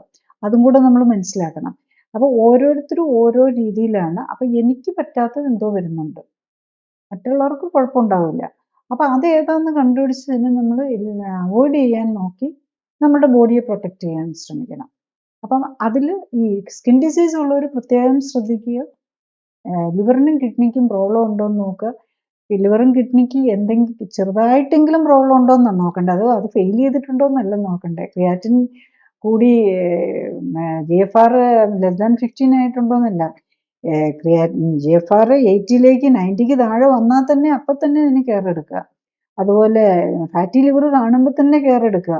ഫാറ്റി ലിവർ 1 അല്ലേ, ഓക്കെ, കുഴപ്പമില്ല. 2 അല്ലേ, എനിക്കൊരു കുഴപ്പമില്ല. ഫാറ്റി ലിവർ 2 ഉണ്ട്, എന്നാലും എനിക്ക് പ്രശ്നമൊന്നും ഇല്ലല്ലോ എന്ന് കരുതി നടന്ന അവസാനം ലിവർ ഫെയിലിയർ എത്തി. എൻസൈംസ് കൂടിയാലും ആരും മൈൻഡ് ചെയ്യല. ഫാറ്റി ലിവർ ഗ്രേഡ് 1 കഴിഞ്ഞു, 2 കഴിഞ്ഞു. ഫൈബ്രോസിസ് സ്കാൻ നോക്കി അതിലും 1ഉം 2ഉം 3ഉം എത്തി. എൻസൈംസും കൂടിയാലും മൈൻഡ് ചെയ്യില്ല. അതും കഴിഞ്ഞിട്ടുള്ള നില എത്തുമ്പം വയ്യാതെ എന്തെങ്കിലും അസ്വസ്ഥതകൾ വരാൻ തുടങ്ങുമ്പോഴാണ് നമ്മൾ ഈവൻ അതിൻ്റെ കൂടെ വയറുവേദനയും അസ്വസ്ഥയൊക്കെ ഉണ്ടെങ്കിലും മൈൻഡ് ചെയ്യാതെ നടന്ന് ലാസ്റ്റ് ഫെയിലിയർ എത്തിക്കഴിയുമ്പോഴല്ല നമ്മൾ ഇതൊക്കെ നോക്കണ്ടേ. നമുക്ക് ഇന്നിപ്പോൾ ഈ ടെസ്റ്റുകൾ ചെയ്യാനുള്ള ഫെസിലിറ്റി ഉണ്ട്. നമുക്ക് ഇന്ത്യയിൽ പ്രത്യേകിച്ചും വെരി ഈസി ആയിട്ട് നമുക്ക് തന്നെ പോയി വളരെ നിസ്സാര മറ്റുള്ള രാജ്യങ്ങളെ വെച്ച് നോക്കുമ്പോൾ, വെസ്റ്റേൺ കൺട്രീസും ഡെവലപ്ഡ് കൺട്രീസൊക്കെ വെച്ച് നോക്കുമ്പോൾ നമുക്ക് ചെയ്യാനുള്ള ഫ്രീഡം ഉണ്ട്. കമ്പാരിറ്റീവ്ലി ഇത്തരം ടെസ്റ്റുകൾക്കൊക്കെ കോസ്റ്റും വളരെ കുറവാണ്. അപ്പം അതെടുത്ത് നമ്മൾ അതിൻ്റെ ബെനിഫിറ്റ് എടുക്കാൻ നോക്കണം. അല്ലാതെ കണ്ടിട്ട് നമ്മൾ ഇഗ്നോർ ചെയ്യുകയല്ല, കണ്ടിട്ട് തുടക്കത്തിലേ കണ്ടുപിടിച്ച് തുടക്കത്തിലേ അതിൻ്റെ കറക്ഷനിലേക്ക് ശ്രമിക്കുക. ഈ വേറൊരു വിഷയം സാധാരണ കാണുന്നത് ഈ കിടപ്പ് രോഗികളുടെ കേസിൽ ഇങ്ങനെ സ്കിൻ സോർ പോലെ വരുന്നതാണ്. അതിന് ശരിക്കും എന്താണ് ചെയ്യാൻ സാധിക്കുക? കിടപ്പ് രോഗികളുടെ സ്കിൻ സോറിൽ അതെന്താ പറ്റുന്നതെന്ന് ചോദിച്ചാൽ അവിടെ സർക്കുലേഷൻ ഇല്ലാതെ പോകുന്നതാണ്. അപ്പം കിടപ്പ് രോഗി ആ നിലയിൽ എത്തിക്കഴിഞ്ഞു കഴിഞ്ഞാൽ it will be very difficult. അപ്പം കിടപ്പ് രോഗി അല്ലാതെ ആ നിലയിൽ എത്താതെ നോക്കുക എന്നുള്ളതാണ്. പലപ്പോഴും സ്ട്രോക്കൊക്കെ വന്നിട്ടാണല്ലോ ആൾക്കാർ കിടപ്പ് രോഗിയായി പോകുന്നത്. അപ്പം സ്ട്രോക്ക് നമുക്ക് പ്രിവെൻറ്റ് ചെയ്യാൻ പറ്റുന്നതേ ഉള്ളൂ. അപ്പോൾ ഹൈപ്പർ ടെൻഷൻ ഉണ്ട്, ഒബേസിറ്റി ഉണ്ട്, കൊളസ്ട്രോൾ കൂടുതലാണ്, ഇങ്ങനെയുള്ളവർക്കൊക്കെയല്ലേ സ്ട്രോക്ക് വരുന്നത്. അത് നേരത്തെ ട്രീറ്റ് ചെയ്ത് മാറ്റുക എന്നുള്ളതാണ് നമ്മൾ ചെയ്യാൻ പറ്റുന്നത്. പിന്നെ ഇപ്പം വർഷങ്ങളായിട്ട് ഇതിലാണെങ്കിൽ ബേസിക്കലി സ്കിന്നിലേക്കുള്ള രക്തയോട്ടം ഇല്ലാതെ വരുന്നതുകൊണ്ടാണ് കിടപ്പ് രോഗികൾക്ക് സ്കിൻ അൾസർ വരുന്നത്. അതിന് നമ്മൾ ഡോക്ടേഴ്സ് ആണെങ്കിലും പ്രിവെൻറ്റ് ചെയ്യാനായിട്ട് കൊടുക്കുന്നത് നമ്മൾ എവറി 2 hours തിരിച്ചും കിടത്തുക, ഇതൊക്കെയാണ്. അപ്പം നമുക്ക് കാലും കൈയും ഒന്നും അനക്കാൻ പറ്റാതായി പോയി കഴിഞ്ഞ് കഴിഞ്ഞാൽ it will be very difficult. നമുക്ക് ഈ clinically supported life style correction, അല്ലെങ്കിൽ നമ്മൾ ലൈഫ് സ്റ്റൈൽ മോഡുലേഷൻ ചെയ്യണമെന്നുണ്ടെങ്കിൽ നമുക്ക് ബേസിക് ഹെൽത്ത് ഉണ്ടാകണം. പിന്നെ ഇപ്പം സ്ട്രോക്ക് പോലെ എന്തെങ്കിലും വന്നവരാണെങ്കിലും വർഷങ്ങളായി കഴിഞ്ഞിട്ട് പിന്നെ അതിലൊന്നും ഒന്നും ചെയ്യാൻ പറ്റില്ല. ഒരു പരിധി വർഷങ്ങളായി കഴിയുമ്പോഴാണല്ലോ ഈ പെട്ടെന്നല്ലല്ലോ ഈ ഇതിലേക്കൊക്കെ പോകുന്നത്. പിന്നെ അവർ മിക്കവാറും ഡയബറ്റിസ് ആയിരിക്കും, ഹൈപ്പർ ടെൻഷൻ ഉണ്ടാകുന്നത്, എല്ലാം കൂടെ ഉണ്ടാവും. വെറുതെ ആൾക്ക് സ്ട്രോക്ക് വരുന്നില്ല, അവർ കുറേ നാളായിട്ട് ഡയബറ്റിക്കോ ഹൈപ്പർ ടെൻഷനോ ഒക്കെ ആണ്. അത് നമ്മൾ ഇഗ്നോർ ചെയ്ത് കഴിഞ്ഞിട്ടാണ് നമ്മൾ ഈ ഇതിലേക്കൊക്കെ പോകുന്നത്. അപ്പം അവിടെ ഇഗ്നോർ ചെയ്യാതെ ഇരിക്കുക എന്നുള്ളതാണ് ഒന്ന് വരുന്നത്. പിന്നെ ഞാൻ ബെഡ് സോർ പോലെയുള്ളത് എനിക്ക് ട്രീറ്റ് ചെയ്ത് എക്സ്പീരിയൻസ് ഇല്ല. കാര്യം നമ്മളങ്ങനെ നോക്കേണ്ട വരുന്നില്ല. കാരണം ബേസിക് ഹെൽത്ത് ഉള്ളവർക്ക് മാത്രമാണ് ഈ അൾസർക്ക് നമ്മൾ ഈ clinical supported life style correction കൊടുക്കുന്നത്. പിന്നെ ഇപ്പം ഒരു സ്ട്രോക്കൊക്കെ വന്ന ഒരാളാണെങ്കിൽ തന്നെ വിതിൻ ഒരു ബേസ് ട്രീറ്റ്മെൻറ്റ് ഹോസ്പിറ്റലിൽ നിന്ന് കഴിഞ്ഞിട്ട് ഇമ്മീഡിയറ്റ്ലി ആണെങ്കിലാണ് നമുക്ക് ചെയ്യാൻ പറ്റുക. അപ്പോൾ അതിന് ഇപ്പോൾ സ്ട്രോക്കൊക്കെ വന്നിരിക്കുന്നവർക്കാണെങ്കിൽ അതിൽ അവരുടെ കൂടെ ഉള്ളവർക്ക് അത്രയ്ക്ക് നോക്കാനുള്ള അവരുടെ റിലേറ്റീവ്സ് ആരെങ്കിലും ഇപ്പം ഒരു സൈഡ് പാരാലിസിസ് ആയി പോയവരൊക്കെ ആണെങ്കിൽ അവർക്ക് തന്നെ എല്ലാം ചെയ്യാൻ പറ്റില്ലല്ലോ. അപ്പം അങ്ങനെയുള്ളപ്പം സ്ട്രോക്ക് കഴിഞ്ഞിട്ട് at the earliest treatment start ചെയ്താൽ ബെറ്റർ റിസൾട്ട് ആയിരിക്കും. പക്ഷെ അങ്ങനെയുള്ളവർക്ക് അവരുടെ കൂടെ ഒപ്പം തന്നെ നിന്ന് കാര്യങ്ങൾ ചെയ്യാനും പഠിക്കാനും ഒക്കെ കൂടെ നിന്നുള്ള ക്ലോസ് റിലേറ്റീവ്സ് ആരെങ്കിലും കൂടെ ഉണ്ടെങ്കിൽ മാത്രമേ അവർക്കത് സക്സസ്ഫുൾ ആവുള്ളൂ. പിന്നെ അൾസർ കെയർ എന്ന് പറയുന്നത് സാധാരണ നമ്മൾക്ക് കൂടുതലും എൻ്റെ എക്സ്പീരിയൻസ് കൂടുതലും ഞാൻ ഈ ഡയബറ്റിക് പേഷ്യൻസിൻ്റെ അൾസറാണ്.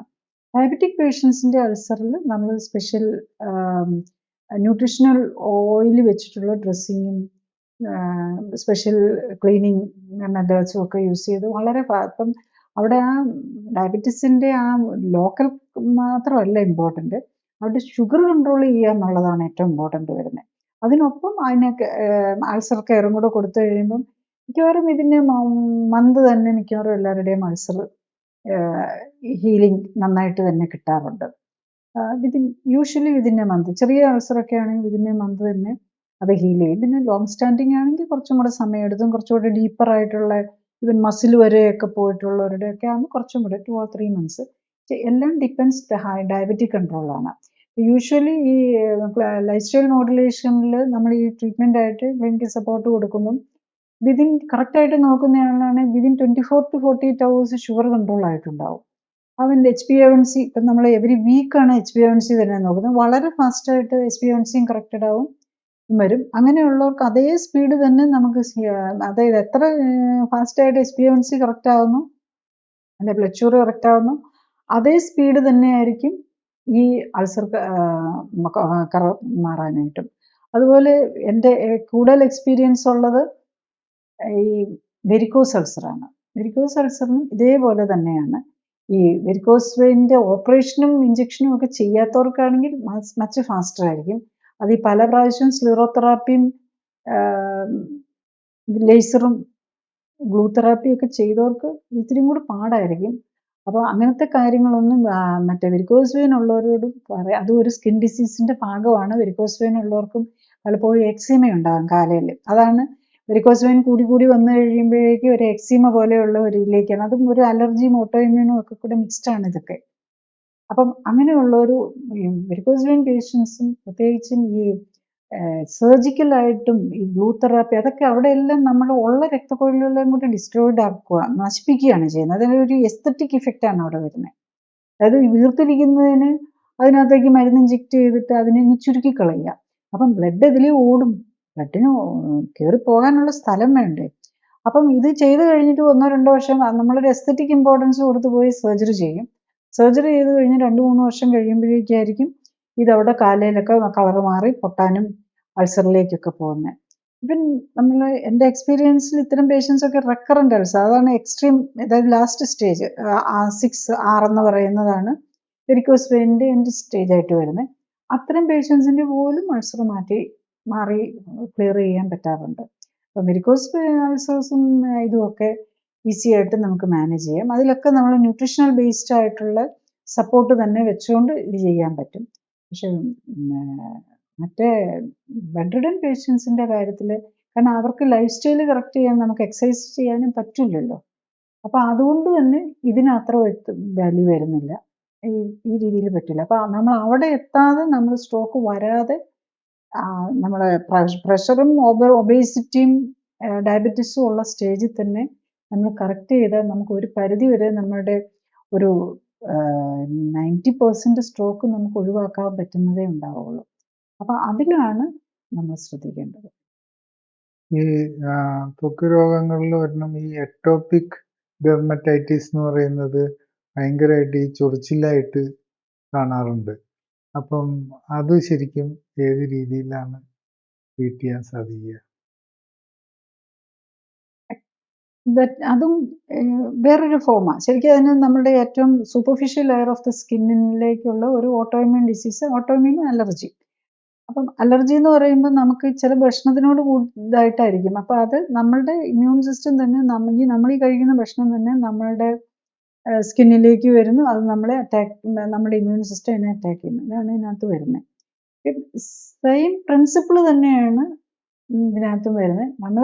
നമുക്ക് പറ്റാത്ത ഫുഡ് ഏതാണെന്ന് കണ്ടുപിടിച്ച് അത് ഒഴിവാക്കി കഴിഞ്ഞ് കഴിയുമ്പോഴേക്കും ഈ എക്സിമ പേഷ്യൻസ് ഒക്കെ നമുക്ക് മിക്കവാറും ഒരാഴ്ച കൊണ്ട് തന്നെ അവരുടെ ആ ചൊറിച്ചിലും അസ്വസ്ഥതകളും ഒക്കെ മാറും. മാറിയില്ലെങ്കിലും കംപ്ലീറ്റ് മാറുമെന്നല്ല, കുറഞ്ഞു വരും.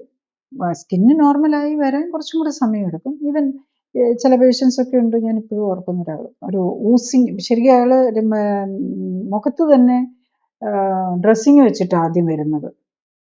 ആക്ച്വലി അത് എനിക്ക് തോന്നുന്നത് എന്തോ നോർത്ത് ഇന്ത്യൻ മലയാളി തന്നെയാണ്, നോർത്ത് ഇന്ത്യയിൽ സെറ്റിൽഡ് ആയിട്ടുള്ളതാണ്.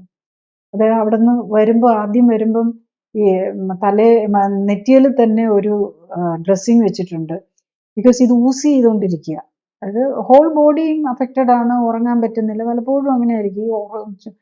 ഈ ചൊറിച്ചിലും അതുപോലെ ചൊറിച്ചിലും അത് കഴിയുമ്പോൾ വേദനയും വരുമല്ലോ, പറഞ്ഞ് നമ്മൾ പൊട്ടിക്കുമല്ലോ, പൊട്ടിച്ച് കഴിയുമ്പോൾ വേദനയും ഉണ്ടാകും.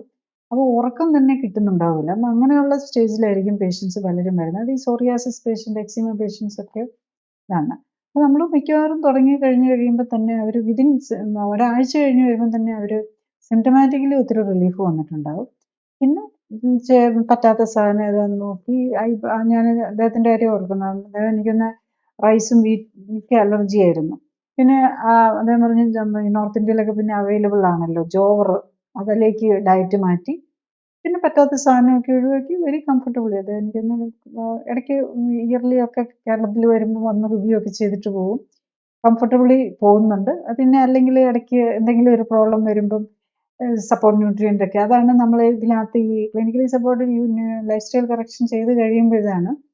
അപ്പം നമ്മൾ ഓക്കെ ആണെങ്കിൽ അങ്ങനെ പോകാം. അത് കഴിഞ്ഞിട്ട് എന്തെങ്കിലും ഒരു ചാലഞ്ചിങ് സിറ്റുവേഷൻ വരിക, ചിലപ്പോൾ അതൊരു സ്ട്രെസ് ആയിരിക്കും, സ്ട്രെസ്ഫുൾ സിറ്റുവേഷൻ വന്നാൽ അത് സ്ട്രെസ്ഫുൾ വരുമ്പോൾ മിക്കവാറും ലൈഫ് സ്റ്റൈലും തെറ്റുമല്ലോ. അപ്പം പോയി തട്ടിയ സാധനമൊക്കെ കഴിച്ചും അങ്ങനെ എന്തെങ്കിലും വരുമ്പോൾ അന്നേരം വീണ്ടും ഒന്നും കൂടെ ഒന്ന് കറക്റ്റീവ് ചെയ്ത് അങ്ങനെ മാനേജ് ചെയ്ത് പോകാമെന്നുള്ളത്. അതായത് അദ്ദേഹത്തിൻ്റെ ഒക്കെ ഞാൻ ഹോൾ ബോഡി ഉണ്ടായിരുന്നു, അത്ര സിവിയർലി അഫക്റ്റഡ്, വളരെ കഷ്ടപ്പെടുന്ന ആളായിരുന്നു. അതുപോലെ അത് കഴിഞ്ഞിട്ട് വേറൊരാളും കൂടെ ഞാൻ ഓർക്കുന്നു, ഈ ബോംബെ ആ സൈഡിൽ നിന്ന് അദ്ദേഹം പറഞ്ഞിട്ട് വന്ന അയാളാണെങ്കിൽ വൈഫ് പറയുകയാണ് വന്നപ്പം കയ്യിലാണ്, കൈ മുഴുവനും ഇങ്ങനെ ചൊറിഞ്ഞ് രാത്രിയിലൊക്കെ ജോലിയൊക്കെ കഴിഞ്ഞ് വന്നു കഴിയുമ്പോൾ ഭയങ്കര ഹോട്ട് വാട്ടറിൽ മുക്കി വെക്കുമെന്നാണ് പറയുന്നത്, ചൊറിച്ചിൽ സഹിക്കാൻ മേലാതെ. അപ്പം വൈഫ് പറയും, ഞാൻ ചോദിക്കും ഈ കൈ പൊള്ളിപ്പോവുകയല്ലേ, വെന്തു പോവുകയല്ലേ എന്ന് ചോദിക്കുമെന്ന്. അപ്പം അത് വളരെ ഫാസ്റ്റായിട്ട് തന്നെ എനിക്ക് വന്ന് ഓരോ ആഴ്ചയും അവിടെ നിന്ന് വന്നു പോവുക, ബോംബെയിൽ നിന്ന് വന്ന് പോയായിരുന്നു. നമ്മളൊരു 3 വിസിറ്റ്സ് വേണ്ടതുണ്ട്. അപ്പം അദ്ദേഹം ഡയബറ്റിക്കും ആയിരുന്നു, ഡയബറ്റീസും സ്കിന്നും, അതായത് ഈ കൈയുടെയൊക്കെ ചിലരൊക്കെ അത്ര സഹിച്ച് അൺകംഫർട്ടബിൾ ആകാറുണ്ട്. അത് മെയിലാണ്. ലേഡീസൊക്കെ ആണെങ്കിൽ നമ്മൾ ഈ കിച്ചണിലൊക്കെ വർക്ക് ചെയ്യുന്നതുകൊണ്ടാണ് കയ്യിൽ വരുന്നത്. മെയിലാണ്, അദ്ദേഹം വെള്ളം തൊടേണ്ടി വരുന്നില്ല, കൺസ്ട്രക്ഷൻ ബിസിനസ് ഫീൽഡിലാണ്. പക്ഷെ എന്നാലും ഇത് ഇത്ര എഫക്റ്റ് ചെയ്യുന്നുണ്ടായിരുന്നു. അപ്പം ഒബേസിറ്റി ഉണ്ടായിരുന്നു അദ്ദേഹത്തിന്, ഡയബറ്റീസും ഹൈപ്പർ ടെൻഷനും എല്ലാം മാറി, ഈ പ്രശ്നവും മാറി.